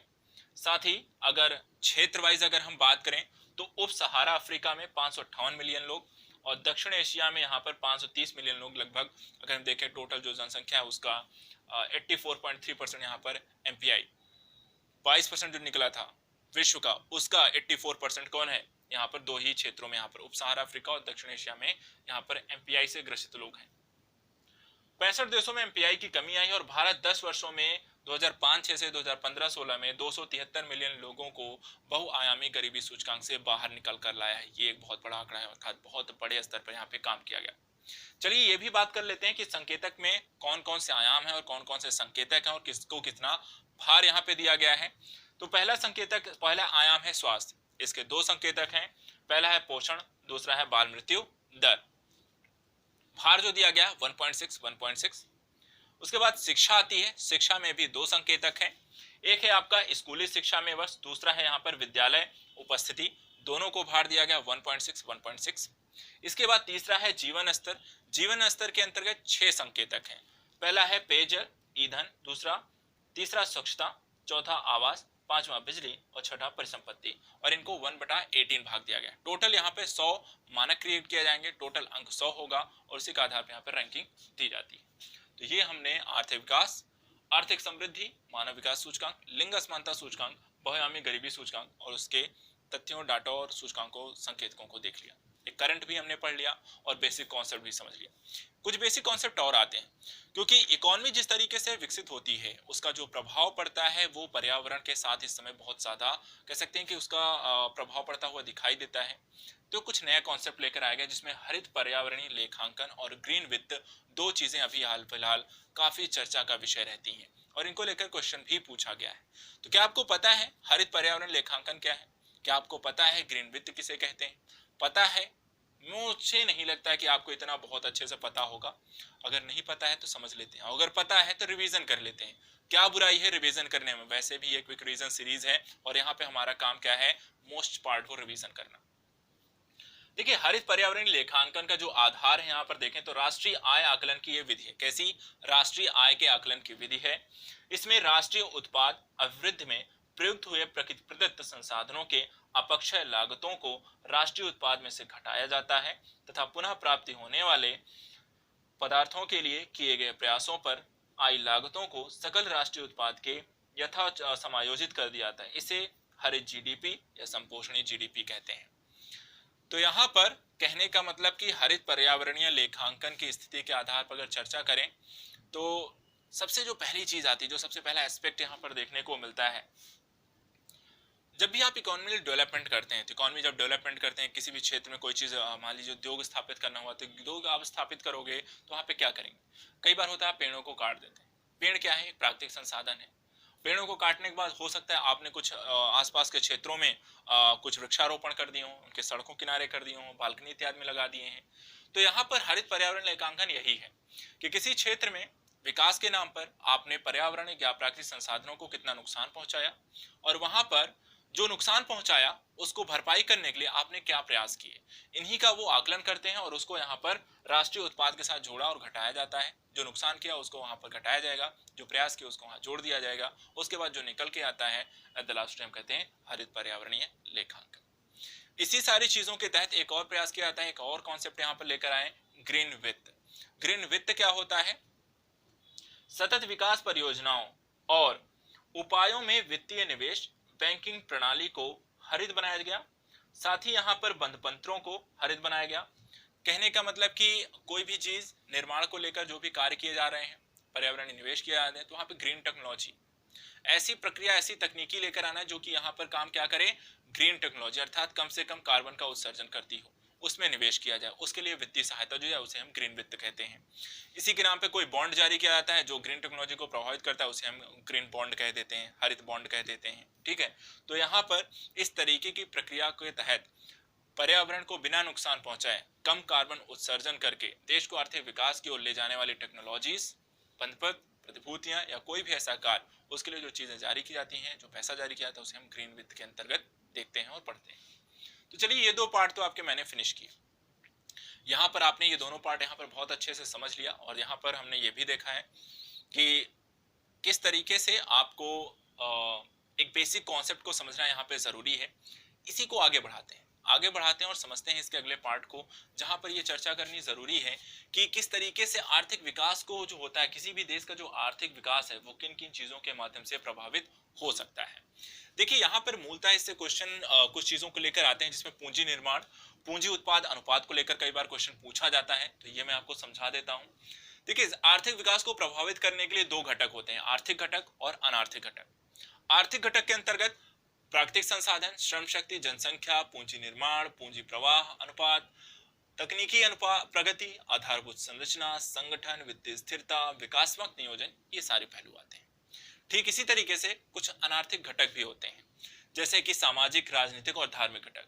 इनके द्वारा बनाई गई पॉलिसीज या इनके द्वारा क्रिया प्रक्रियाएं किए जाने से वो भी आर्थिक प्रभाव पड़ता है। जैसे धार्मिक आधार पर मान लीजिए कोई नियम बना दिया गया कि बीफ इत्यादि को बैन कर दिया गया, तो बीफ मार्केट पूरी बंद हो गई, बीफ का आयात और निर्यात दोनों नहीं हो सकता, तो उससे अर्थव्यवस्था को क्या प्रभाव पड़ रहा है। ठीक है, तो इस तरीके के इफेक्ट पड़ता है। आर्थिक, सामाजिक, राजनीतिक तरह से कोई पॉलिसी लेकर आई जिसका आपको अर्थव्यवस्था पर प्रभाव पड़ता है। तो ये आर्थिक स्तर पर, अनार्थिक स्तर पर दो घटक होते हैं जो कि अर्थव्यवस्था के विकास को प्रभावित करते हैं। इसमें टॉपिक आता है कि पूंजी का निर्माण कैसे होता है, कैपिटल का कह सकते हैं कि फॉर्मेशन कैसी होती है, इसको समझ लीजिए। कैपिटल फॉर्मेशन या पूंजी निर्माण से आशय बचत करने, उस बचत को उद्योग में विनियोजित करने से है। आवश्यक दशाओं के तौर पर यहाँ पर अगर हम बात करें तो कहने का मतलब आपके पास जो पैसा है, ठीक है, आप कोई ना कोई सेविंग्स करते हैं, उस सेविंग्स को आप इन्वेस्ट कहाँ कर रहे हैं? इन्वेस्ट करने के बाद जो आपको रिटर्न मिलता है वो क्या होता है? पूंजी निर्माण, अर्थात पैसे से पैसे बनाने की प्रक्रिया। आप कहीं मान लीजिए जॉब करते हैं, जॉब करने के बाद आपको 10,000 रुपए मिला, 10,000 रुपए में आपने कुछ सेविंग कर ली, 1,000, 2,000, 4,000, उस 1,000, 2,000 रुपए का जो होता है आपने इन्वेस्ट कर दिया, आरडी खरीद ली, या फिर आपने म्यूचुअल फंड्स में पैसे डाल दिए, वहां पर हो सकता है आपको रिटर्न मिलता है। तो अर्थात 1,000 आपने इन्वेस्ट किया और उससे हो सकता है 1,500, 1,200, 1,000, 2,000, 4,000 आपको वापस मिल रहा। तो उससे क्या हुआ? पूंजी आपने डाली और उसी पूंजी से आपको रिटर्न मिलता है। इसी को हम कहते हैं पूंजी निर्माण। पूंजी निर्माण के लिए 3 आवश्यक दशाएं होनी चाहिए। क्या? पहला तो बचत होना चाहिए। बचत के बाद यहाँ पे दूसरा होना चाहिए कि बचत के गतिशीलन है तो वित्तीय संस्थाएं होनी चाहिए, जैसे बैंक हो गया, आपको शेयर मार्केट्स हो गए तो संस्थाएं होनी चाहिए, बीमा मार्केट हो गया, और तीसरा वहां पे विनियोग पूंजी होनी चाहिए, अर्थात निवेश करने के लिए आपके पास पैसे को कहाँ पे नियोजित कर रहे हैं। तो इस तरीके से ये तीनों ही चीजें अगर आपके पास है तभी आपके पूंजी का निर्माण हो सकता है आपके देश में। दूसरा यहाँ पे टॉपिक आता है कि पूंजी उत्पाद अनुपात क्या होता है। तो उत्पादन की एक इकाई के लिए जितनी भी आपने पूंजी लगाई है उसको हम कहते हैं पूंजी उत्पाद अनुपात। कहने का सिंपल सा मतलब है, आप सबके पास मोबाइल होगा, लैपटॉप होगा, उसी में आप ये वीडियो देख रहे हैं, तो वहां पर इस एक लैपटॉप या एक मोबाइल के उत्पादन के लिए आपने जितना पैसा इन्वेस्ट किया वो उसका पूंजी उत्पाद अनुपात होगा। मान लीजिए अगर आपने लगाया कि एक मोबाइल की कीमत 10,000 रुपए है और 10,000 रुपए लगा के आपने एक यहाँ पर उत्पाद की इकाई की, तो उसे उसका अनुपात क्या होगा? 1:10,000, अर्थात 10,000 लगा के हमने एक इकाई का उत्पादन किया। तो यहाँ पर यह अनुपात कैसा होना चाहिए जो किसी भी देश की अर्थव्यवस्था के लिए लाभदायक हो? तो यहाँ पर हमेशा ध्यान रखिएगा, हमेशा जो होता है पूंजी उत्पाद अनुपात जिस देश का जितना कम होगा, अर्थात आप जितना कम पैसा इन्वेस्ट करके जितनी ज्यादा इकाइयों का उत्पादन कर पाएंगे वो उतना ही प्रॉफिटेबल होगा आपकी कंपनी के लिए, आपके देश के लिए। कहने का कैसे मतलब हुआ कि मान लीजिए आपको एक घड़ी उत्पादन करनी है, ठीक है, 3 देश उत्पादन कर रहे हैं, सेम घड़ी सेम ब्रांड, और वहां पर अगर हम कहें एक देश में उसको उत्पादन लागत आ रही है, जो उत्पादन पूंजी उत्पादन अनुपात है, एक जगह आ रही है 1:500, एक आ रही है 1:300, और एक के देश में आ रही है 1:200। तो 200 वाले सबसे ज्यादा फायदे में होगा। क्यों? क्योंकि वो 500 रुपए लगाकर 100 रुपए और बढ़ा 600 रुपए लगा के वो 3 बना लेगा। एक देश होगा जो हो सकता है 2 ही बना पाए, और एक देश होगा जो 1 ही बना पाएगा। तो वहां पे क्या होगा? जो देश यहाँ पे ज्यादा उत्पादन करेगा वो ज्यादा सेल करेगा, ज्यादा सेल करेगा तो ज्यादा मुनाफा कमाएगा। तो यहाँ पे कहने का मतलब है जिस देश में पूंजी उत्पाद अनुपात जितना कम होगा उस देश का वहां पर फायदा उतना ज्यादा होगा, उसकी अर्थव्यवस्था उतनी तेजी से ग्रोथ होगी। तो यहाँ पर पूंजी उत्पाद अनुपात भी 2 तरीके का होता है। एक होता है औसत पूंजी उत्पाद अनुपात, ठीक है, औसत पूंजी उत्पाद अनुपात अर्थात कि कुल पूंजी और कुल उत्पाद के मध्य जो अनुपात बनता है उसे हम कहते हैं औसत, ठीक है। तो औसत पूंजी उत्पाद अनुपात अर्थात कि मान लीजिए आपने 1,00,000 रुपए इन्वेस्ट किए, टोटल 1,00,000 रुपए इन्वेस्ट किए और उससे आपने 20 वहां पर आपने उत्पाद बनाए, तो उनका जो औसत निकल के आया वो क्या हो जाएगा? आपका औसत पूंजी उत्पाद अनुपात। दूसरा होता है वर्धमान पूंजी उत्पाद अनुपात, इसे कहते हैं इंक्रीमेंटल, इसको मूलतः कहते हैं इंक्रीमेंटल कैपिटल आउटपुट रेशियो। तो यहाँ पर पूंजी तथा उत्पाद की मात्रा में वृद्धि का अनुपात, ठीक है, कि कितनी पूंजी लगा करके आपने कितने उत्पादन किए और उसके बाद दूसरी जब पूंजी दूसरा उत्पादन किया तो उसके लिए कितना। तो एक से दूसरे उत्पाद, दूसरे से तीसरे उत्पाद बनाने में जितना वहां पर परसेंटेज के मात्रा में वृद्धि होती जाती है उसको हम कहते हैं वर्धमान पूंजी उत्पाद अनुपात। यहाँ पर यदि चिरस्थायी उपभोक्ता जो कि ज्यादा लंबे समय तक खराब नहीं होने वाले हैं उन पे अगर हम कोई वस्तुओं पर अधिक निवेश से इसमें वृद्धि होती है, तो चिरस्थायी वस्तुओं पर वर्धमान पूंजी उत्पाद अनुपात ज्यादा आप निवेश करोगे तो वहां पे वृद्धि होगी। और कृषि और लघु स्तर के उद्योगों और गैर चिरस्थायी उपभोक्ता वस्तुओं में निवेश पर ICOR incremental capital output ratio कम करता है। तो यहाँ पर 2 चीजें हैं, चिरस्थायी में ये बढ़ेगा, कम अब ज्यादा बढ़ेगा इसमें, और कृषि गैर चिरस्थायी में ये ICOR को कम करता है। चलो ये चीज भी खत्म हो गई। अब आपको एक बहुत इजी सा प्रणाली आपको समझाते हैं अर्थव्यवस्था के प्रकार। जब भी आप अर्थव्यवस्था के प्रकार पढ़ते हैं तो बहुत जल्दी से आपको फटाफट आप इसका आंसर देते हो, जैसे शायद मैंने बोला वैसे भी तुरंत 2-3 लोगों ने या जितने भी लोगों को पता होगा तुरंत बता दिया होगा। 3 प्रकार होते हैं, पूंजीवादी होती है, साम्यवादी समाजवादी होती है और मिश्रित होती है। भारत कैसा है? मिश्रित होती है। फटाफट सब बता देते हो, पता भी है, कोई बात नहीं, रिवीजन हो गया। नहीं हुआ है, थोड़ी सी इसमें हम इस नॉलेज को थोड़ा सा और आपकी बढ़ा देते हैं। आप सिर्फ इतना ही पढ़ते हैं तो मैं इसको थोड़ी सी नॉलेज में गेन करा दूं, आपको कुछ और चीजें आपको पढ़ा दूं जो आपके एग्जाम के लिए, आपके रिवीजन के लिए, मेंस के परिदृश्य से भी आप कहीं भी उपयोग करना चाहें तो ज्यादा अच्छे से कर सकते हैं। चलिए दिखाते हैं आपको इसमें और क्या क्या आपको जानना चाहिए। चलिए, तो हमने कहा कि अर्थव्यवस्था के 3 प्रकार तो आपको पता है। पूंजीवादी प्रणाली, पूंजीवादी प्रणाली है क्या, अगर हम कहें तो इसमें होता क्या है। तो यहाँ पे साधनों का स्वामित्व, संचालन और नियंत्रण निजी हाथों में होता है, जिसको आप पूंजीवादी अर्थव्यवस्था कहते हैं। इसमें अधिकतम लाभ की अवधारणा के तहत यह काम करती है और साथ साथ यहाँ उपभोक्ता को सार्वभौमिकता का आधार प्राप्त होता है। पूंजीवादी प्रणाली में बाजार, डिमांड और सप्लाई के अंतर्गत बाजार सबसे प्रधान होगा और इस बाजार को यहाँ पे संचालन करने के लिए जो होती है, वहां पे डिमांड सप्लाई क्रिएट कौन करता है, वो यहाँ पे आपकी उपभोक्ता होता है और इसी को यहाँ पर उपभोक्ता को सार्वभौमिकता की स्थिति प्राप्त होती है। और नियंत्रण जो होता है वो बाजार के हाथों में, मूलतः अगर हम देखें तो सीधे आपके उपभोक्ताओं के हाथों में होता है। एक तरीके से देखा जाए लोकतांत्रिक प्रणाली है, जिसको जो चीज चाहिए वो वहां पर बाजार में उपलब्ध है, वहां पे कोई किसी के द्वारा हस्तक्षेप के द्वारा चीजें आके संचालित नहीं हो रही। किसको क्या बनाना है क्या नहीं बनाना है वो बाजार में फ्री है, कोई कुछ भी बना सकता है, कोई कुछ भी बेच सकता है। समाजवादी प्रणाली इससे उलट है। समाजवादी प्रणाली में यहाँ पे सामाजिक प्राथमिकताओं के आधार पर केंद्रीय इकाई या राज्य का आर्थिक प्रणाली के संसाधनों पर एक नियंत्रण होता है। अर्थात कह सकते हो कि राज्य के नियंत्रण में जो संसाधन है राज्य में उपस्थित, उस पर नियंत्रण यहाँ पर किसका होता है, राज्य के द्वारा। वो तय करता है किसको क्या करना है। और इस प्रकार की स्थिति जो होती है वो क्या होती है, समाजवादी साम्यवादी अर्थव्यवस्था ऐसी चलती हैं। यहाँ पर ये जो प्रतिपादन दिया था, इस प्रकार की समाजवादी प्रणाली का जो प्रतिपादन दिया था वो कार्ल मार्क्स के द्वारा दिया गया। लेकिन दोनों के अतिरिक्त एक और प्रणाली है।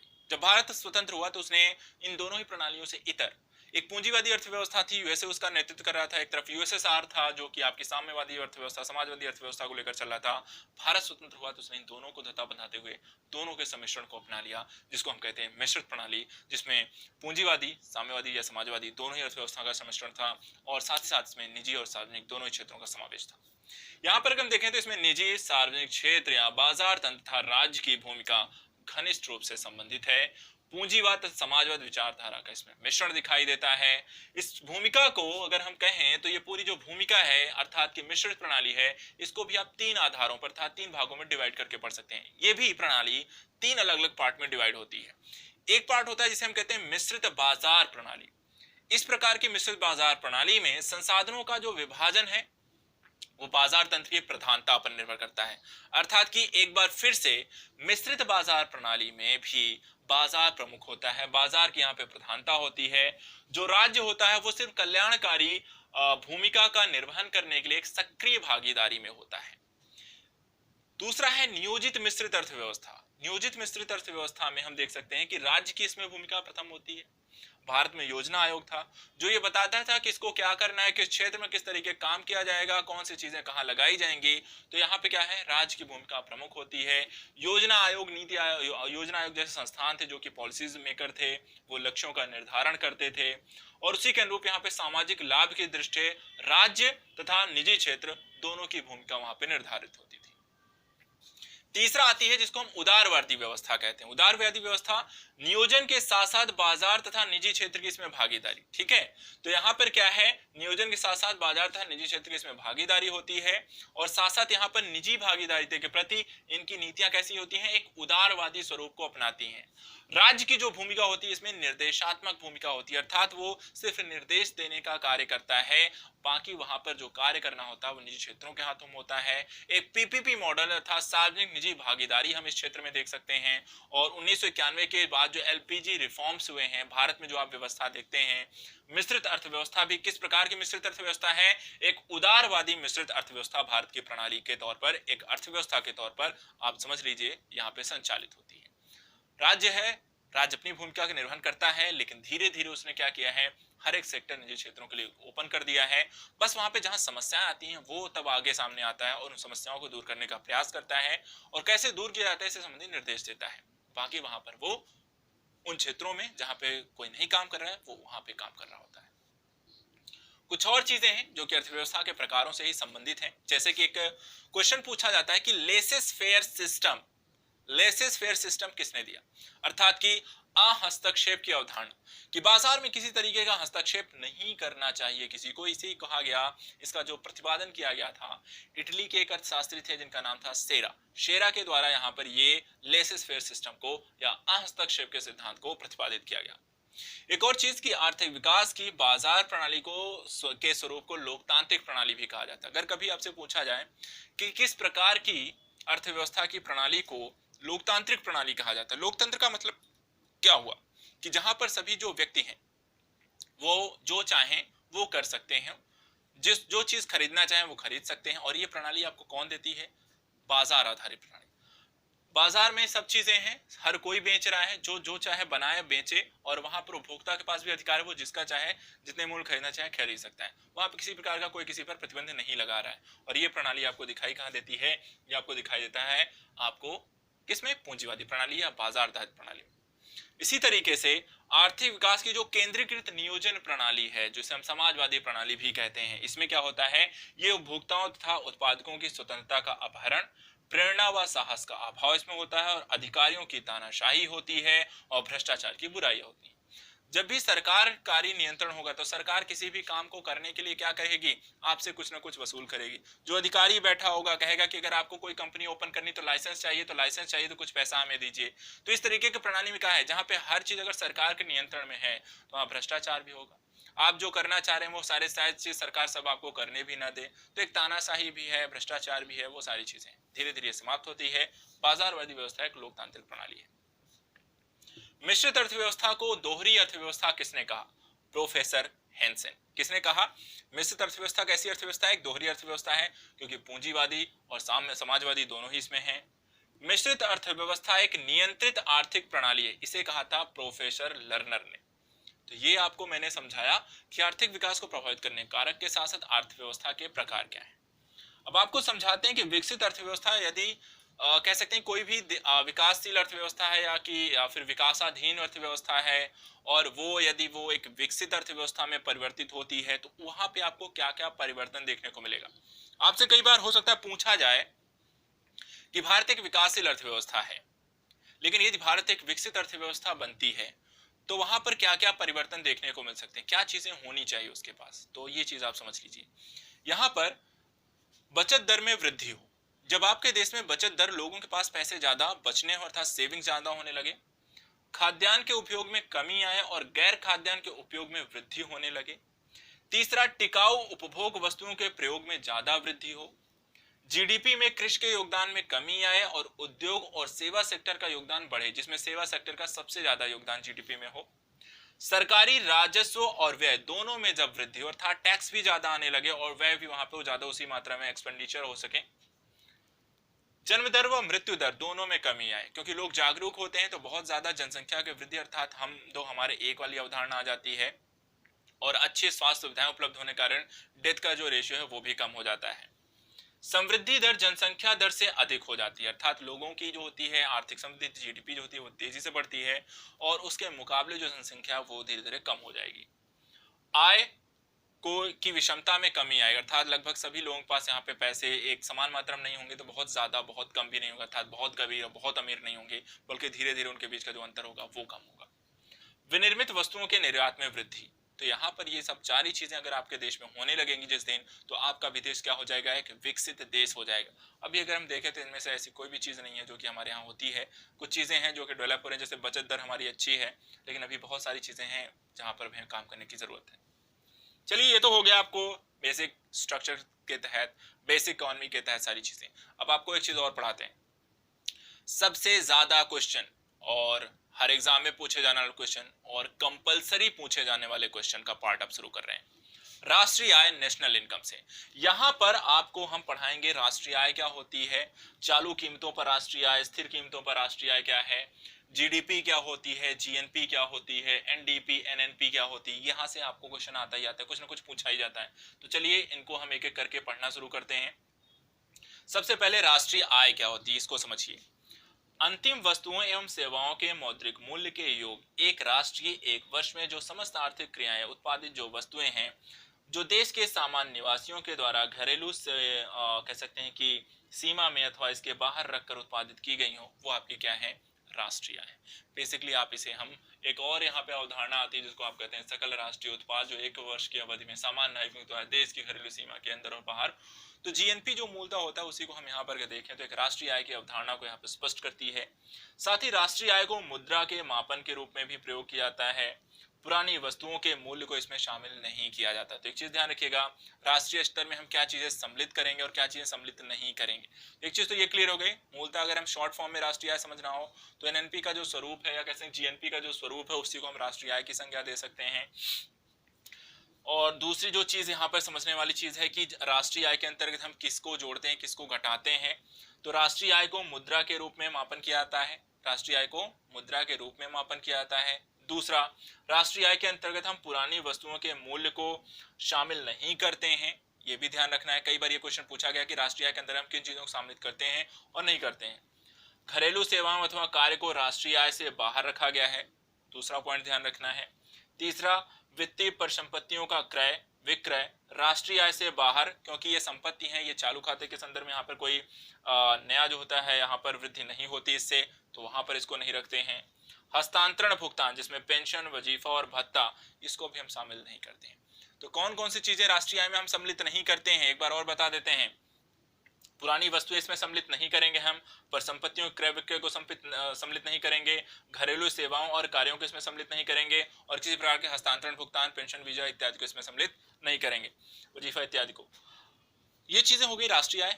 राष्ट्रीय आय मूलतः एनएनपी सॉरी जीएनपी, और जीएनपी क्या होती है अभी हम आगे फिर से पढ़ेंगे, रिवीजन करेंगे तो उसको देख लेंगे। एक चीज और, राष्ट्रीय आय चालू कीमतों पर राष्ट्रीय आय क्या होती है। तो जो राष्ट्रीय आय चालू कीमतों का मतलब है कि राष्ट्रीय आय को जब हम प्रचलित बाजार मूल्य पर मापा जाए, जो कि वर्तमान समय में आपको जो भी बाजार मूल्य चल रहा हो, यदि उस पर हमें उसका मापन करते हैं तो वहां पे जो निकल के आएगी उसे हम कहेंगे चालू कीमतों पर राष्ट्रीय आय, जिसमें हम महंगाई इत्यादि को समायोजित नहीं करेंगे। स्थिर कीमतों पर राष्ट्रीय आय का क्या मतलब होता है, इसमें हम थोड़ा सा महंगाई को समायोजित कर देते हैं। किसी एक आधार वर्ष में वस्तुओं सेवाओं के मूल्यों की गणना करके उस आधार पर तुलना करके जो निकाली जाती है।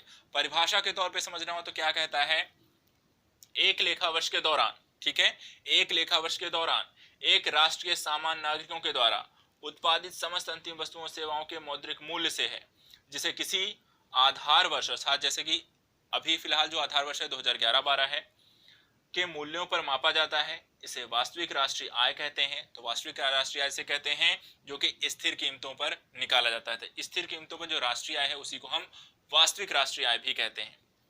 इसके साथ साथ प्रचलित बाजार मूल्य प्रति व्यक्ति आय जब भी निकालना हो कि प्रचलित बाजार मूल्य पर प्रति व्यक्ति आय निकालना हो तो इसके लिए यहाँ पर इसमें से हम माइनस कर देंगे मुद्रास्फीति की वृद्धि दर, और यहाँ पर जब आप प्रचलित बाजार मूल्यों से जो प्रति व्यक्ति की आय है उसमें से आप मुद्रास्फीति को माइनस कर देंगे तो वहां पर जो प्राप्त होगा स्थिर। कहने का मतलब है कि जो चालू कीमतें हैं, जो बाजार की चालू कीमतें हैं, जो आपको यहाँ पर हमने कहा चालू कीमतों पर जो राष्ट्रीय आय है उनमें से आप महंगाई अगर आप निकाल दें तो स्थिर कीमतों पर राष्ट्रीय आय प्राप्त हो जाएगी। उसी को आप क्या कहेंगे, वास्तविक राष्ट्रीय आय। तो सिंपल सी परिभाषा में नेशनल इनकम क्या हो गई, मूलतः हम जीएनपी को कहते हैं, इतना ध्यान रखिएगा, और जीएनपी की परिभाषा भी हम फिर देख लेंगे। दूसरा, राष्ट्रीय आय में हम क्या क्या चीजें शामिल नहीं करते हैं, तो 4 चीजें हमने शामिल नहीं की हैं, वो आपको बता दिया। चालू कीमतों पर राष्ट्रीय आय का मतलब बाजार की जो वर्तमान में जो बाजार में कीमतें चल रही होंगी उस पर जब मापन करोगे तो वो आपका चालू कीमतों पर निकल आएगा। और स्थिर कीमतों पर राष्ट्रीय आय निकालना हो तो क्या करेंगे, किसी एक आधार वर्ष में जैसे 2011-12 है तो वहां पे क्या करना है कि जो चालू कीमतें हैं उनमें से आप महंगाई को निकाल दो, जो प्राप्त होगा वो आपको क्या मिल जाएगा, स्थिर कीमतों पर राष्ट्रीय। 3 पार्ट खत्म कर दिए। अब इसके लास्ट के 2 पार्ट देखते हैं। लास्ट के 2 पार्ट में सबसे पहले सकल घरेलू उत्पाद क्या है। देखिए, सकल घरेलू उत्पाद या जीडीपी एक लेखा वर्ष में एक देश की घरेलू सीमा में सभी उद्यमी चाहे वह निवासियों या अनिवासियों के द्वारा की गई सकल मूल्य वृद्धि को क्या कहते हैं, सकल घरेलू उत्पाद। अर्थात आपकी जो घरेलू सीमा है, जो भारत की घरेलू सीमा है, उसके अंतर चाहे देशी हो विदेशी हो, उनके द्वारा जो इतनी भी सेवाएं और वस्तुएं उत्पादित की गई हों उनका जो अंतिम मूल्य निकल कर आएगा वो क्या हो जाएगा, जीडीपी। दूसरा, सकल राष्ट्रीय उत्पाद जो होता है या जीएनपी जिसे हम कहते हैं, वो थोड़ा सा डिफरेंस हो जाता है। डिफरेंस क्या होता है, एक वर्ष की अवधि में, ठीक है, एक वर्ष की अवधि में एक देश के सामान्य नागरिकों के द्वारा देश की सीमा के भीतर और देश की सीमा के बाहर भी जो भी वस्तुओं एवं सेवाओं का उत्पादन किया गया उनका जो अंतिम मूल्य निकल कर आएगा वो क्या होगा, जीएनपी कहलाएगा। इसमें हम विदेशों के द्वारा अर्थात जो विदेशी हैं उनके द्वारा जो उत्पादित वस्तुएं एवं सेवाएं उनको हम माइनस कर देते हैं। इसके लिए एक रूल बनाया गया, जीएनपी बराबर GDP plus X minus M. X यहाँ पर भारतीय है जो कि भारत के अंदर उत्पादन कर रहे हैं, माइनस कर देते हैं विदेशियों के द्वारा जो भी उत्पादित वस्तुएं एवं सेवाएं उनके मूल्य को, जो निकल कर आएगा जीएनपी कहलाएगा। तो यहाँ पर जीडीपी क्या है, घरेलू सीमा में और देशी विदेशी दोनों के द्वारा वस्तुओं एवं सेवाओं के अंतिम मूल्य। जीएनपी अंतर है कि इसमें भारतीय ही होगा और भारतीय सिर्फ भारत में ही सीमित नहीं रहेगा, वो कहीं भी रहा हो, उसने जो भी वस्तुओं सेवाओं का मूल्य निकाला होगा, उत्पादन किया होगा, उसको हम यहाँ पे काउंट करते हैं जीएनपी के अंतर्गत, सॉरी हाँ जीएनपी के अंतर्गत। अब दो क्वेश्चन और आता है कि सर जीडीपी और जीएनपी अगर हो गया तो फिर एनडीपी और एनएनपी क्या होता है। ये और भी इजी हो गया, यहाँ पे सिर्फ एक रूल फॉलो करना है, ज्यादा कुछ याद नहीं रखना है। जब आपको शुद्ध घरेलू उत्पाद जिसे हम एनडीपी कहते हैं निकालना हो तो उसमें कुछ नहीं करना है, जीडीपी माइनस डिप्रिसिएशन अर्थात सकल घरेलू उत्पाद माइनस मूल राशि जो निकल के आएगा क्या कहलाएगा, एनडीपी। सिंपल सा फॉर्मूला, इसको बस ध्यान रखना है। इसी तरीके से जब आपको शुद्ध राष्ट्रीय उत्पाद अर्थात एनएनपी ज्ञात करना हो, उसमें सकल राष्ट्रीय उत्पाद अर्थात की एनडीपी सॉरी जीएनपी माइनस मूल राशि अर्थात depreciation is equal to NNP. दोनों चीजें आपको पता है, सिर्फ दोनों में से क्या करना है, जीडीपी और जीएनपी से आपको डिप्रिसिएशन माइनस कर देने, निकल आएगा एनएनपी और एनडीपी। अब एक क्वेश्चन आता है कि सर जीडीपी साधन लागत पर क्या होती है, साधन लागत पर जीडीपी कैसे निकालते हैं। इसके लिए एक चीज है, इसको ध्यान रखना है, किसी वस्तु या सेवा के उत्पादन में उपभोग या प्रयुक्त उत्पादक कारकों के संपूर्ण मूल्य को फैक्टर कॉस्ट कहते हैं। अर्थात कि कोई भी वस्तु उत्पादित करने के लिए जो जो भी संसाधन आपने लगाए हैं वो उसके क्या कहलाए जाएंगे, उसके फैक्टर कॉस्ट कहलाते हैं। कारक लागत उसकी कहलाती है, साधन लागत यहाँ पे कहलाएगी। अब इसमें हम शामिल क्या करते हैं और क्या शामिल नहीं करते हैं, ये भी क्वेश्चन आपको पूछा जाता है। तो देखिए जीडीपी की साधन लागत जो होती है, यहाँ पर हम कहें जीडीपी एट फैक्टर कॉस्ट अगर हम कहें तो यहाँ पर सब्सिडी जिसका प्रत्यक्ष प्रभाव है, क्योंकि वहां पर समझने के तौर पर अगर मैं बात आऊं आपको, कोई वस्तु अगर आप निर्माण कर रहे हैं, निर्माण करने के दौरान सरकार ने कह दिया कि जो वस्तु आप बनाएं, जैसे मोबाइल है, मोबाइल बनाने के लिए सरकार ने बोल दिया कि जो कंपनी भारतीय उत्पाद से या भारतीय कंपनियों से अगर चीजें खरीदेगी कच्चे माल को, तो उनको 10% हम आपको सब्सिडी दे देंगे। तो ऐसी स्थिति में क्या होगा, आपका बाजार जो होगा, जो मूल्य होगा मोबाइल का वो सस्ता हो जाएगा, डायरेक्ट सस्ता होगा, ठीक है। तो ऐसी स्थिति में क्या करते हैं, तो यहाँ पे हम जीडीपी को इसमें जीडीपी जब हम साधन लागत पे निकालते हैं तो किसी वस्तु के निर्माण की चर्चा कर रहे हैं और निर्माण के दौरान यदि आपको सब्सिडी दे दी गई, सब्सिडी से आपके वस्तु अर्थात मोबाइल के मूल्यों में गिरावट आ जाएगी, तो वो हम उसमें इसको शामिल कर लेते हैं। इसके साथ सम्मिलित नहीं करते हैं तो प्रत्यक्ष कर को सम्मिलित नहीं करते हैं, क्योंकि वो उत्पाद के बनने के बाद फिर टैक्स के रूप में आपको देना पड़ता है और वो टैक्स आपको फाइनली हमें पे करना पड़ता है। दूसरा यहाँ पे सेवा और वस्तु उत्पादन के कारकों को भी इसमें हम किसी वस्तु के उत्पादन को लेकर हम जो जो चीजें यहाँ पर लगाते हैं उनको बारे में चर्चा करें तो यहाँ पर भूमि, श्रम, पूंजी, उद्यमिता, यह विशुद्ध उत्पाद और विशुद्ध मूल्य का वर्धन करते हैं। तो एक चीज ध्यान रखिए, जो जीडीपी के जो साधन लागत की यहाँ पे बात की गई है, साधन लागत में आपको किसी भी वस्तु के उत्पादन के दौरान क्या क्या चीजें आपने इन्वेस्ट की हैं उनको उसमें जोड़ा जाएगा, और जो चीजों का at the payment at the last वहां पर कंपनी जो होती है आपसे वसूल करती है, हम उसको वहां से माइनस कर देते हैं। तो इस तरीके से यहाँ पर वो सारी चीजों को इसमें हम ऐड करते हैं और उसी को बोला जाता है जीडीपी की साधन लागत। दूसरा यहाँ पर होता है एक जीडीपी का एट मार्केट प्राइस।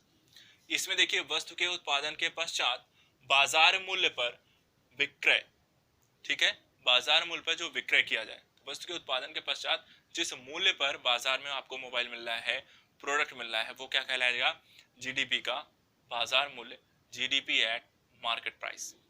अब इसमें क्या होता है कि बाजार दर क्या होती है, बाजार दर का मतलब होता है उपभोक्ता द्वारा वस्तु के लिए किया गया भुगतान। आप जितना पैसा देकर कोई वस्तु खरीदते हैं वो आपकी बाजार दर कहलाती है उस वस्तु की। इसी तरीके से बाजार मूल्य जो निकालना होता है उसके लिए कारक लागत में कर को जोड़ दिया जाता है और सब्सिडी को उसमें से माइनस कर दिया, ठीक है। कारक लागत में कर को जोड़ दीजिए और सब्सिडी को माइनस कर दीजिए, जो आपको प्राप्त होगा वो क्या कहलाएगा, जीडीपी का बाजार मूल्य। चलिए दो चीजें और समझ लीजिए, नॉमिनल जीडीपी क्या होती है और वास्तविक जीडीपी क्या होगी। नॉमिनल जीडीपी का मतलब होता है सकल घरेलू उत्पाद में जब मुद्रास्फीति को समायोजित नहीं किया जाता है, ठीक है। सकल घरेलू उत्पाद में जब मुद्रास्फीति को समायोजित नहीं करते हैं तो वहां पे नॉमिनल जीडीपी होता है। दूसरा, जब वास्तविक जीडीपी क्या होती है, जब जीडीपी में मुद्रास्फीति को हम समायोजित कर लेते हैं तो उसे हम वास्तविक जीडीपी कहते हैं। सिंपल से क्वेश्चन है, सिंपल सी लाइन से, बस इतना ही ध्यान रखोगे आपका काम हो जाएगा। पढ़ा हुआ है तो ज्यादा कुछ नहीं करना है, रिवीजन के लिए बना रहे हैं, रिवीजन करना है फैक्चुअल चीजों पर, जो यहाँ पे आपको ध्यान रखना है। इतना ही आपको पूछा है, उतना ही क्वेश्चन में भी आता है। अब बात करते हैं कि राष्ट्रीय आय साधन लागत पर। तो राष्ट्रीय आय साधन लागत निकालने के लिए यहाँ पे बाजार कीमतों पर एनएनपी को माइनस कर दीजिए अप्रत्यक्ष कर, और प्लस में अप्रत्यक्ष कर जो होगा उसमें सब्सिडी जुड़ी होगी। तो जब भी आपको राष्ट्रीय आय साधन लागत पर निकालनी हो तो बाजार कीमतों पर एनएनपी माइनस अप्रत्यक्ष कर प्लस सब्सिडी। एनआई अगर बाजार लागत पर निकालनी हो तो इसके लिए वस्तु की उत्पादन लागत प्लस अप्रत्यक्ष कर माइनस सब्सिडी। ठीक है, सिंपल से रूल्स हैं कि जब भी आपको नेशनल इनकम जो है वो बाजार लागत पे ज्ञात करनी है तो जो भी वस्तु की जो उत्पादन की लागत, जितना भी उस वस्तु के उत्पादन के लिए जितनी लागत आई है उसमें हम अप्रत्यक्ष कर इनडायरेक्ट टैक्सेस को भी जोड़ते हैं, और उसमें से हम जितना सब्सिडी सरकार के द्वारा दी गई है उसको माइनस कर देंगे। जो रेट निकल के आएगा वो आपको एनआई बाजार लागत कहलाएगा। सकल मूल्यवर्धन, आजकल की कुछ नई अवधारणाएं भी आई हैं जिसमें सकल मूल्यवर्धन जीवीए कहते हैं।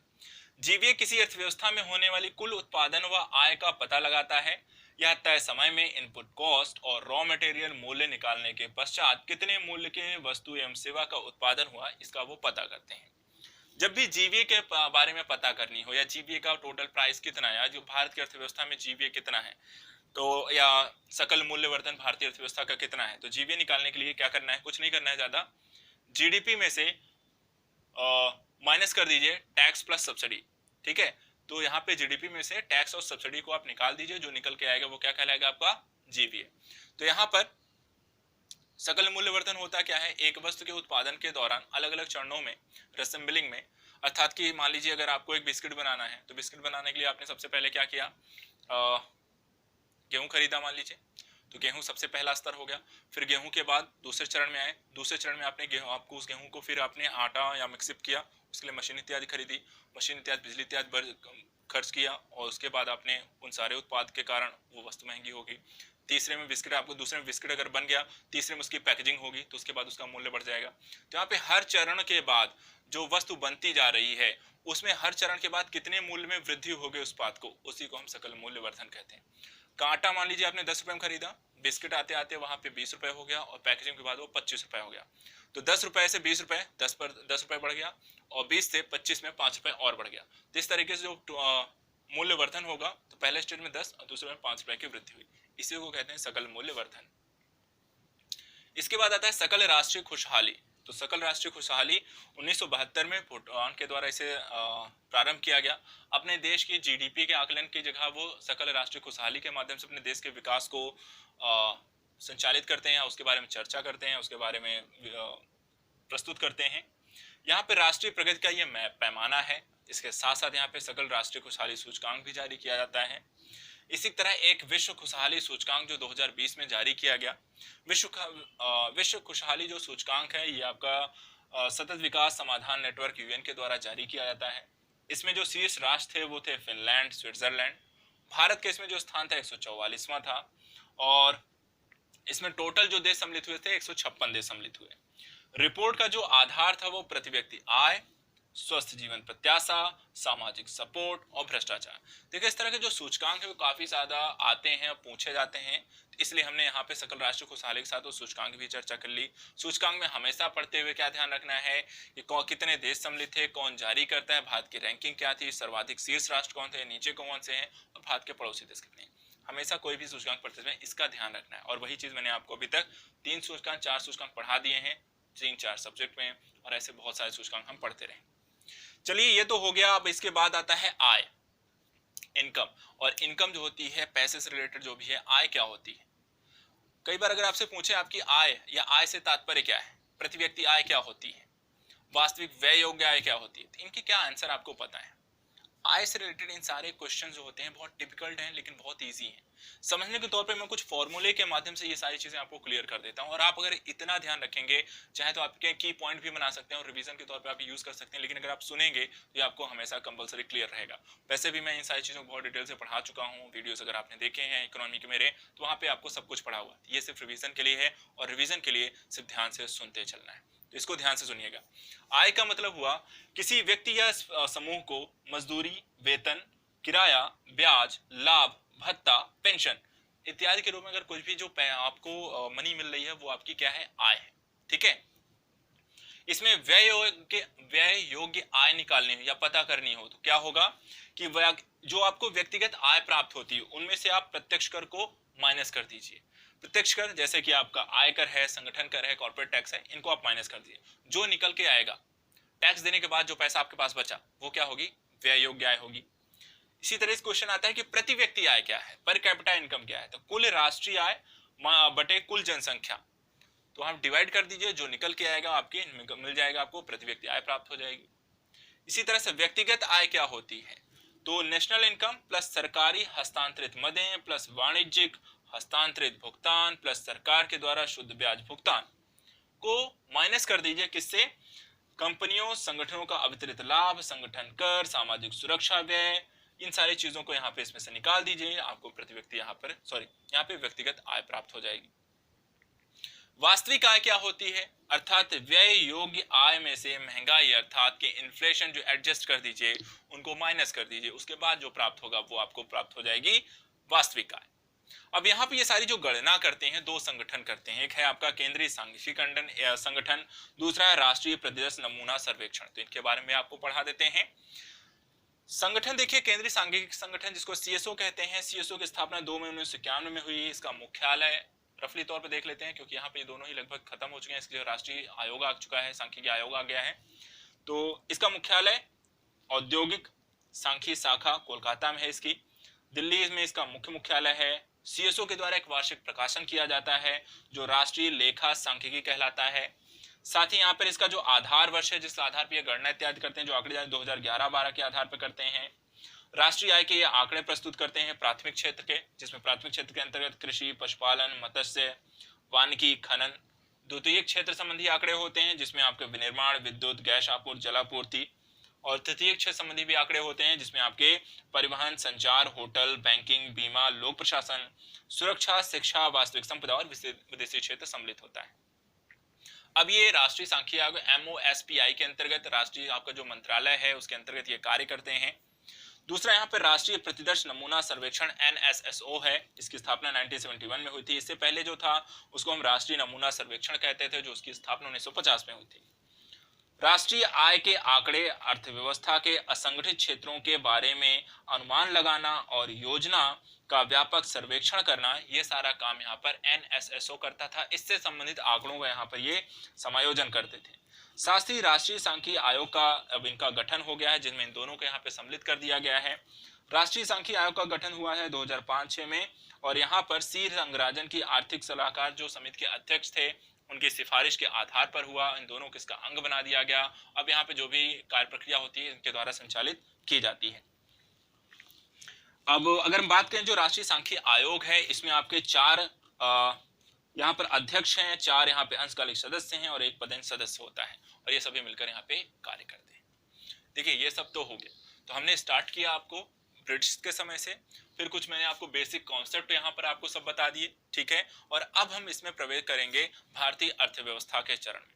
भारतीय अर्थव्यवस्था के चरण में देखिए जो पॉलिसीज हैं, यहाँ पर पंचवर्षीय योजनाएं हैं। आर्थिक नियोजन के माध्यम से ब्रिटिश जब स्वतंत्र होकर छोड़ के जाते हैं तो स्वतंत्रता के पश्चात हम प्रवेश करते हैं किस तरीके से अपनी इकोनॉमिक डेवलपमेंट को लेकर आगे बढ़े, और इकोनॉमिक डेवलपमेंट के तौर पर हमें एक क्रमबद्ध तरीके से योजनाएं बनाकर इसको विकास करना था एक एक करके। और इसके लिए हमने अपने भारत में आर्थिक नियोजन की प्रक्रिया लाई, जिसमें योजना आयोग का बहुत बड़ा योगदान था। योजना आयोग समाप्त हुआ, 12 पंचवर्षीय योजनाएं लाई, उनके प्रमुख तत्वों की चर्चा करेंगे। इसके बाद जो नीति आयोग आया, नीति आयोग अपनी क्या विशेषता रखता है, नीति आयोग योजना आयोग से अलग कैसे है, इन पक्षों को देखेंगे और यहीं पे इसको फिनिश करेंगे। तो चलिए यहाँ पे चर्चा करते हैं भारत में आर्थिक आयोजन। राज्य के अभिकरणों के द्वारा देश की आर्थिक संपदा और सेवाओं की एक निश्चित अवधि हेतु आवश्यकताओं का पूर्वानुमान लगाने का कार्य यहाँ पर आर्थिक नियोजन के अंतर्गत किया जाता है कि किस तरीके से हमारे पास क्या संसाधन है, कैसे और किस क्षेत्र में उसको निवेश करना है, कितना निवेश करना है, किसको यहाँ पर लाभ पहुंचाना है, किस क्षेत्र को पहले वर्गीकृत करते हैं, ये सारा काम। यहाँ पर प्लान्ड इकोनॉमी फॉर इंडिया एक पुस्तक लिखी गई थी इसके लिए 1934 में एम विश्वेश्वरैया के द्वारा, जहां पर इस तरीके की चीजों की चर्चा की गई थी आर्थिक आयोजन की। साथ ही यहाँ पर एक और है राष्ट्रीय नियोजन समिति इसी तरीके की गठित की गई, जहां पर उन्होंने सर्वप्रथम 1938 में भारतीय राष्ट्रीय कांग्रेस के अधिवेशन, जो हरिपुरा अधिवेशन था, वहां पर प्लानिंग कमीशन या आर्थिक आयोजन को लेकर एक किस तरीके से काम किया जाना चाहिए उसकी यहाँ पर सर्वप्रथम चर्चा की गई। एक और प्लान आया था जिसको हम बॉम्बे प्लान कहते हैं। यहाँ पर ये अरेंशियर दलाल जी के द्वारा 8 उद्योगपतियों की ये योजना थी कि किस तरीके से हमें प्लानिंग करनी चाहिए, स्वतंत्रता के पश्चात भारत को किस तरह से आगे लेकर चलना है। एक और योजना आई थी जिसे हम गांधीवादी योजना कहते हैं, ये श्रीमन नारायण के द्वारा प्रस्तुत की गई थी 1943 में। साथ ही जन योजना आई थी M.N. रॉय के द्वारा 1945 में, और सर्वोदय योजना आई थी जयप्रकाश नारायण के द्वारा 1950 में। तो भारत में आर्थिक नियोजन के पहले अर्थात योजना आयोग के आने से पहले कई सारे लोगों ने भारत के आर्थिक विकास को लेकर अलग अलग समय कालों में अलग अलग लोगों के द्वारा अपनी अपनी योजनाएं प्रस्तुत की गई। ये कई बार इस तरह क्वेश्चन आपको पूछे जाते हैं, इसलिए हमने यहाँ पर देख लिया। अब बात करते हैं योजना आयोग और नीति आयोग के बारे में। इनको समझ लीजिए क्योंकि ये दोनों ही बहुत इंपॉर्टेंट पहलू हैं। योजना आयोग ने स्वतंत्रता के पश्चात से भारत के विकास को लेकर काम किया, और अभी हम देखें 2015 के बाद से ये सारा काम अब नीति आयोग देखती है। इसलिए इन दोनों को समझना जरूरी है कि किस तरीके से भारत के विकास को लेकर आगे बढ़ रहे हैं, ताकि जब हम अपने इकोनॉमी के 6 पिलर्स को पढ़ना शुरू करें तो तब तक हमारे पूरे बेसिक कॉन्सेप्ट, उससे संबंधित संस्थाएं, सब कुछ क्लियर रहे। बस हमें यहाँ पर एक चरण से दूसरे चरण आपके 6 के 6 पिलर को हम अगले टॉपिक में, अगले वीडियो में पढ़ें। तो योजना आयोग 1946 में केसी नियोगी समिति की सिफारिश के आधार पर इसे 1952 में गठन किया गया। गैर संवैधानिक एक निकाय था। इसमें अध्यक्ष जो होते थे पीएम होते थे, राज्यों के मुख्यमंत्री होते थे, केंद्र शासित प्रदेशों के राज्यपाल इसमें सम्मिलित होते थे। इनका उद्देश्य क्या था? योजना आयोग का जो उद्देश्य था, देश के सभी संसाधनों का बेहतर प्रबंधन करना, महत्वपूर्ण आर्थिक नीतियां बनाना, देश के संतुलित और तीव्र विकास के लिए काम करना। तो प्लानिंग का मतलब होता है किस तरीके से आप किसी क्षेत्र विशेष के लिए, तो इनका काम था देश के विकास के लिए, देश में भी किस क्षेत्र को पहले प्राथमिकता देनी है, उसके लिए कैसी प्लानिंग होगी, ये सब काम करते थे। इनकी समाप्ति हुई और इनकी जगह पे आए नीति आयोग। नीति आयोग 2015 में यहाँ पर लेकर आए, और इसका जो दृष्टिकोण था अधिकतम शासन न्यूनतम सरकार, कि ज्यादा से ज्यादा लोगों तक पहुंचना है, लेकिन यहाँ पर बहुत ज्यादा हस्तक्षेप भी नहीं रखना है। इसके जो अध्यक्ष थे या जो गठन है, अध्यक्ष में पीएम है, संचालन परिषद में सभी राज्यों के मुख्यमंत्री हैं, केंद्र शासित प्रदेशों के उपराज्यपाल हैं, पूर्णकालिक सदस्य हैं जैसे वीके सारस्वत हैं, प्रोफेसर रमेश चंद्र हैं, डॉक्टर वीके पॉल हैं, पदेश सदस्य इसमें रक्षा मंत्री, वित्त मंत्री, किसान कल्याण मंत्री हैं, उपाध्यक्ष डॉक्टर राजीव कुमार हैं, विशेष आमंत्रित सदस्य यहाँ पर होते हैं जो कि निर्धारित करते हैं अर्थात अध्यक्षों के द्वारा मीटिंग्स पर तय होते हैं किसे बुलाना है किसे नहीं। सीओ श्री अमिताभ कांत हैं, और कुछ तदर्थ सदस्यता भी होती है जिसमें कुछ भारत के जो प्रमुख अग्रणी संस्थान है अपने अपने क्षेत्रों की, उनको इसमें बुलाया जाता है। यहाँ पर अगर हम बात करें जो नीति आयोग है, उसको काम करने के लिए इन्होंने 2 अलग अलग तरीके की संस्थाएं बना रखी हैं नीति आयोग ने अपने नीचे। एक है यहाँ पे प्रमुख हब के नाम से, जिसे हम टीम इंडिया हब कहते हैं। टीम इंडिया हब जो है वो काम करती है राज्यों व केंद्र शासित प्रदेशों के मध्य इंटरफेस का काम करती है, तालमेल का वहां पे काम करती है। दूसरा नीति आयोग ने एक बना रखा है हब, ज्ञान एवं नवोन्मेष हब। ज्ञान एवं नवोन्मेष हब में नीति आयोग के एक हब के रूप में यहाँ पर अर्थात उसके थिंक टैंक के रूप में ये कार्य करता है। नीति आयोग का गठन क्यों किया गया, उद्देश्य क्या था?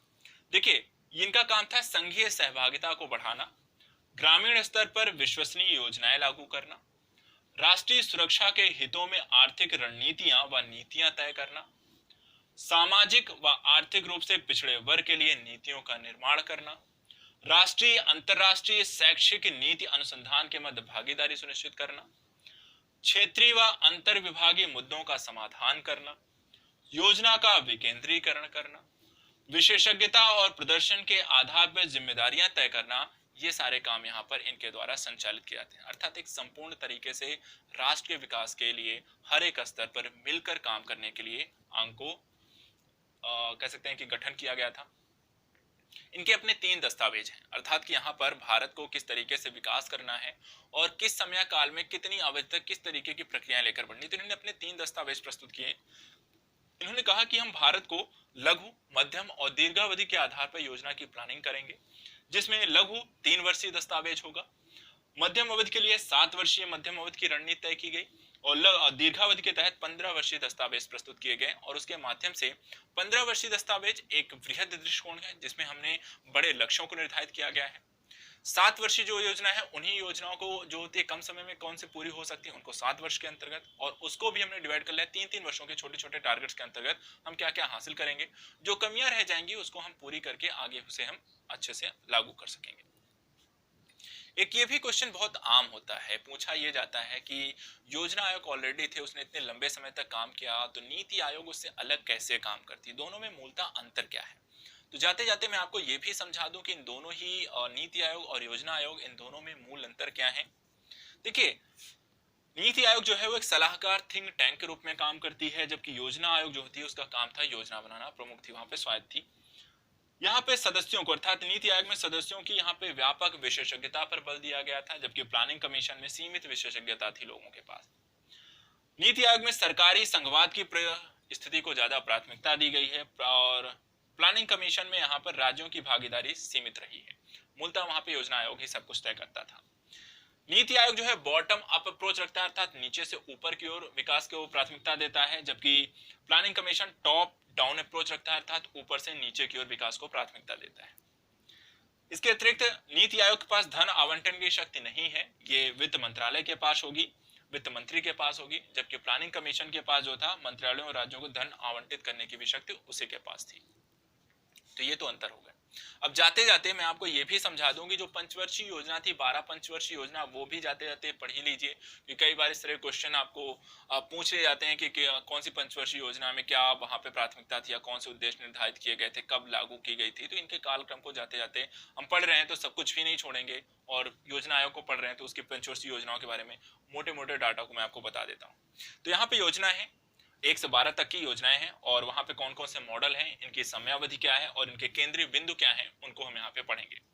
पहली पंचवर्षीय योजना 1951 से 1956 के मध्य, मॉडल जो था हैरड डोमल मॉडल कहते हैं इसे, और यहाँ का जो केंद्रीय बिंदु था, अर्थात जो कार्य करना था, जो प्लानिंग थी, वो था कृषि विकास पर ज्यादा बल दिया गया इस योजना में। दूसरी योजना है 1956 से 1961 के दौरान, यहाँ पर जो मॉडल था नेहरू महालनोबिस मॉडल कहते हैं इसे, और इसमें आधारभूत एवं भारी उद्योगों के विकास को ज्यादा प्राथमिकता दी गई। तीसरी योजना आती है 1961 से 66, तीसरी पंचवर्षीय योजना आती है, ये सैंडी और चक्रवर्ती के द्वारा यहाँ पर यह मॉडल प्रस्तुत किया गया। इसमें आत्मनिर्भर व स्वतः स्फूर्ति को ज्यादा केंद्रित रखते हुए योजनाएं विकसित की गई। इसके बाद कुछ समय के लिए ब्रेक किया गया, उसके बाद चौथी योजना आती है, उसके बारे में आपको लास्ट में बताऊंगा क्या क्या कब कब ब्रेक हुई हैं, उनको हम लास्ट में देख लेंगे। चतुर्थ योजना है 1969 से 74 के दौरान, इसे अशोक, रुद्र और मात्रे के द्वारा मॉडल अर्थात प्रस्तुत किया गया था, और यहाँ पर स्थिरता के साथ आत्मनिर्भरता को यहाँ पर प्राथमिकता दी गई चौथी योजना। पांचवी योजना आती है 1974 से 1979 के समय में, और यहाँ पर डीपी धर के द्वारा इसे प्रस्तुत किया गया, डीपी धर मॉडल भी इसे कहते हैं। इन्होंने निर्धनता और मूलन तथा आत्मनिर्भरता को ज्यादा प्राथमिकता दी। छठी पंचवर्षीय योजना आती है 1980 से 85 के दौरान, इसे आगत निर्गत मॉडल कहते हैं। यहाँ पे गरीबी निवारण तथा रोजगार सृजन को प्राथमिकता दी गई। सातवीं योजना 1985 से 1990 के दौरान आती है, और यहाँ पर इसमें हम वस्तु मजदूरी मॉडल इसे कहते हैं, जिसमें कृषि विकास प्रेरित समृद्धि को प्राथमिकता दी जाती है।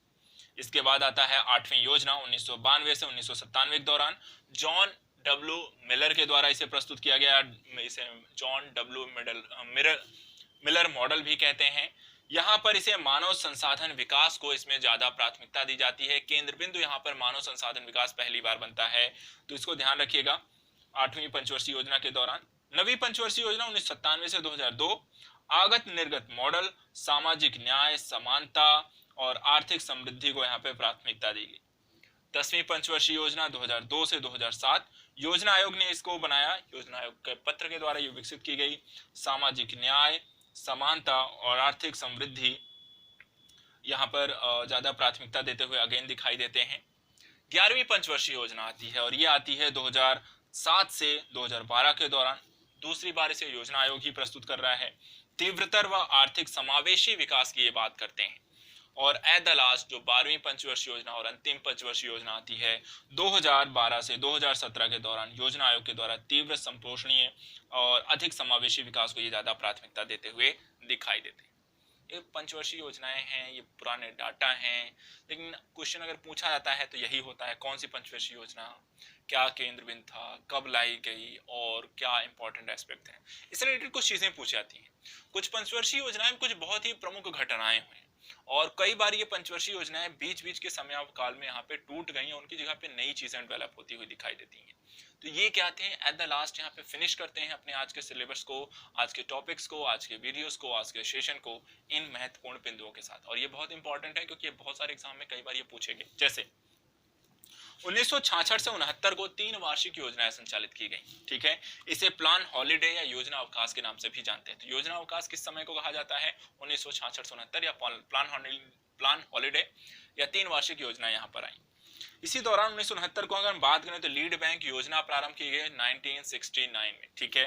साथ ही ट्रिकल डाउन थ्योरी किन पंचवर्षीय योजनाओं में लागू की गई, trickle down theory first, second और थर्ड पंचवर्षीय योजनाओं के दौरान सरकार द्वारा लाई गई या लागू की गई थी। इसके अलावा 1966 से 67 के दौरान यहाँ पर हरित क्रांति को प्रारंभ किया गया। 1966 में हरित क्रांति जो लाई गई, प्रथम हरित क्रांति 1966 के दौरान में। इसके बाद अगर हम बात करते हैं एक और इम्पोर्टेंट पहले है कि 14 बैंकों का जो राष्ट्रीयकरण किया गया था, कब किया गया था, 1969 में 14 बड़े बैंकों का। उसके बाद 6 और बैंकों का हुआ था 1980 में। इसके बाद अगर हम बात करें तो कुछ और फैक्ट हैं, जैसे कि 1974 में नाभिकीय परीक्षण, भारत का जो पहला नाभिकीय परीक्षण हुआ था वो 1974 में हुआ। इसके बाद परिवार नियोजन कार्यक्रम जो हुआ वो चतुर्थ पंचवर्षीय योजना के दौरान प्रारंभ किया गया और ये गुनार न्यूनतम आवश्यकता कार्यक्रम 1974 में लागू किया गया। अनवरत योजना 1978 और 80 में जो ब्रेक हुई थी, दूसरी बार जो पंचवर्षीय योजना लागू नहीं हो पाई थी, ब्रेक हुई थी समय काल में 1978 से 80 के दौरान, और इसे हम कहते हैं अनवरत योजना। इसे प्रस्तुत किया था गुनार मेडल के द्वारा। इसके बाद 1979 में ट्राइसेम जो प्रारंभ किया गया 1979 में। आरआरबी की स्थापना कब की गई थी, 1975 में, ठीक है। इसी तरीके से स्पीड पोस्ट और कापार्ट की स्थापना, स्पीड पोस्ट की प्रारंभ, स्पीड पोस्ट जो होता है डाक विभाग के द्वारा प्रारंभ किया गया 1984 में। कापार्ट की स्थापना की गई थी 1984 में। देखिए मैं सन जरूर बता रहा हूँ, लेकिन कई बार इस तरह क्वेश्चन को वो पंचवर्षीय योजनाओं के आधार पूछ लेते हैं और पंचवर्षीय योजना इसलिए मैंने ऊपर सन लिखा दिए हैं। तो जो सन नीचे लिखे हो आप देख सकते हैं कौन सा सन किस पंचवर्षीय योजना में आता है। कई बार इस तरह क्वेश्चन भी बनते हैं तो वो भी आपका दोनों हो जाएगा। ये सारे क्वेश्चन हम हल कर लेते हैं। चलिए 2 पॉइंट और रह गए हैं। सेबी की स्थापना कब हुई थी, 1988। 1990 से 92 में वार्षिक योजनाएं यहाँ पर प्रारंभ हुई। 1990 में सिडबी को यहाँ पर स्थापित किया गया। 1991 में भारत में आर्थिक सुधार एलपीजी रिफॉर्म्स लेकर आए गए और हिंदू वृद्धि दर प्रोफेसर राजकृष्णा के द्वारा 7वीं योजना को हिंदू वृद्धि दर के नाम से जब यहाँ पे घोषित किया गया। तो इस तरीके से मैंने यहाँ पर आपको आज के इस सेशन में काफी सारे जो फैक्चुअल डाटा थे, बेसिक कॉन्सेप्ट थे इकोनॉमी के, वो हमने यहाँ पे समझ लिए। देखिए यहाँ पे जो कुछ चीजें हैं, 2-3 मिनट आपका और लूंगा और इसके साथ हम अपने सेशन को समाप्त करते हैं। ये इकोनॉमी का बहुत ही पहला वीडियो है। मैं ये जो क्विक रीजन वीडियोस बना रहा हूँ, यहाँ पर हम डिटेल्ड अध्ययन कर रहे हैं, डिटेल्ड अध्ययन, ठीक है। यहाँ पे ऐसा नहीं है कि मैं एक वीडियो में आपको मेन पॉइंट पढ़ाने जा रहा हूँ। ये मैं ऐसे ही आपको प्रिपरेशन कराने जा रहा हूँ कि आप अगर इकोनॉमी को बिल्कुल नहीं पढ़े हुए हैं या कभी एक बार पढ़ा हुआ है और आप तरीके से आपने कभी नहीं पढ़ा हुआ, तो उसको यहाँ पे क्रमबद्ध तरीके से डिटेल्ड वे में और कौन सी चीजें कैसे कैसे यहाँ पे डेवलप हो रही हैं उनका यहाँ पे क्रमबद्ध अध्ययन है। एक रिवीजन का सोर्स है, आप बड़ी आसानी से पूरी चीजों को यहाँ पे पढ़ सकते हैं, समझ सकते हैं। अगर आपने अपने स्तर पे पढ़ रखा है तो ये सीरीज जो होती है, जब आप इसे शुरू से लास्ट तक जो भी इसकी 4 से 5 वीडियो आएंगी, वहां पर आप देखोगे कि आपने जितना भी पढ़ा है उसको कम समय में, परीक्षा के समय जब मुख्य परीक्षा आती है, प्री की परीक्षाएं आती हैं, तो वहां पर अगर आपने इकोनॉमी पूरी पढ़ने के लिए 6-7 घंटे या एक दिन दे दिया, तो एक दिन में आप पूरी इकोनॉमी का रिवीजन करने के लिए ये सिर्फ 6-7 वीडियो उठाकर देख लोगे। और ये 6-7 वीडियो मुश्किल से 8-9 घंटे की होंगी, हो सके क्योंकि 1 घंटे से ज्यादा की बन जाती है वीडियो। तो इस तरह का अगर हम 8-9 घंटे देकर एक दिन में हम पूरी इकोनॉमी 6 पिलर कंप्लीट कर सकते हैं। कुछ मिसलेनियस जो चीजें जैसे ये हो गया, ये अभी 6 पिलर हमने स्टार्ट नहीं किया, उसके अलावा है ये, ठीक है, जो बेसिक कॉन्सेप्ट की सीरीज है, तो उसको आप अगर पढ़ लेते हैं तो वहां पर 8-9 घंटे इस तरीके में एक ही वीक में या 2 वीक में आप पूरी जीएस खत्म कर सकते हो। तो क्विक रिवीजन सीरीज का जो मतलब हुआ, उसके माध्यम से मैं एक विस्तृत श्रृंखला बना रहा हूँ, एक विस्तृत श्रृंखला हर एक सब्जेक्ट की। यहाँ पे 5 से 6 वीडियो का मेरा टारगेट होगा। एक सब्जेक्ट को मैं 5 से 6 वीडियो में पूरा कंप्लीट कर दूं और आपको एक डिटेल्ड रिवीजन सीरीज आपको दे सकूं, जिसका लाभ प्री और मेंस में आने वाले सभी अभ्यर्थियों को इसका हो सके। ठीक है, अब इसको पहुंचाना आपका काम है। मैं यहाँ पर मेहनत करता हूँ हर वीक जैसा आप कहते हैं, लेकिन आपसे भी यहाँ पर सहयोग की जरूरत होगी, और सहयोग हो कर सकते हैं आप। उसके लिए सिंपल सा रूल करना है कि आपको ज्यादा कुछ नहीं करना है, इसको जितना संभव हो सके लोगों तक पहुंचाइए, शेयर करिए, सब्सक्राइब करें चैनल्स को। जितना ज्यादा आप यहाँ पर अपना सपोर्ट दिखाएंगे, प्यार करेंगे यहाँ पर, इस वीडियो को जितना ज्यादा फैलाओगे, उतना ही ज्यादा चैनल की ग्रोथ होगी, उतना ही ज्यादा प्रोत्साहन मिलता है, उतना सपोर्ट यहाँ पर बच्चों को भी उसका लाभ होता है। जिसके पास पहुंचेगा, जो वीडियो देखेगा, उसके एग्जाम के नंबर आएंगे, सिलेक्ट हो जाएगा, उससे ज्यादा हमारे बेनिफिशियल, हमारी मेहनत का कह सकते हैं जो लाभ होगा, उससे ज्यादा कुछ नहीं हो सकता है कि आप इसको देखने के बाद आप एग्जाम जाएं और वहां पर जो क्वेश्चन आए उसको हल करके आप सिलेक्ट हो जाएं। तो बस आज के लिए इतना ही। आपके जो डिमांड है, इस डिमांड में आपने 2-3 सब्जेक्ट कहे थे, जिसमें से 3-4 सब्जेक्ट में जो आए हैं, इकोनॉमी सबसे ज्यादा आई थी, उसके बाद साइंस एंड टेक और करंट को लेकर भी बहुत लोगों ने बोला है। तो अगले 2 वीक में, नेक्स्ट वीक भी हो सकता है कि साइंस टेक, अगर नहीं तो करंट, 2 वीक में दोनों चीजें दूंगा मैं। तो यहाँ पे साइंस एंड टेक और करंट दोनों भी दूंगा, और अगले 1-2 वीक में दूंगा। तो सब्जेक्ट वाइज चल रहे हैं, तो हो सकता है कि अगले वीक हम साइंस एंड टेक रख लेते हैं और उसके नेक्स्ट वीक हम करंट का कर लेंगे। और उसके 1 वीक बाद, अर्थात कि इस दिसंबर के अंतिम वीक में, इस साल के दिसंबर के अंतिम वीक जो होगा, और उस अंतिम संडे में हम देखेंगे कि और कौन सा सब्जेक्ट जो होगा अभी नहीं ऐड किया गया है, उसको आपकी डिमांड की भी देखी जाएगी, आपने कौन कौन से कमेंट किए हैं इस वीडियो में भी बता सकते हैं। देखने के पश्चात आपने कमेंट करना ना भूलें, शेयर करें, लाइक करें। Thank you so much. मिलते हैं फिर जल्दी नेक्स्ट वीक। आपको एक नए सब्जेक्ट के साथ, हो सकता है साइंस एंड टेक हम लेकर आए, और वहां पर उन साइंस एंड टेक से संबंधित बेसिक कॉन्सेप्ट और बाकी सारी चीजों को एक डिटेल वे में हम स्टडी करेंगे। तो आप सभी का यहाँ पे सहयोग बहुत जरूरी है। तो आज के लिए इतना ही। आप लोग अपना सपोर्ट बनाए रखिए। मिलते हैं जल्दी नेक्स्ट वीक एक नए वीडियो के साथ। इस वीडियो को ज्यादा से ज्यादा लोगों के पास पहुंचाइए, शेयर करिए, देखिए और सुनिए और लाभ उठाइए। Thank you.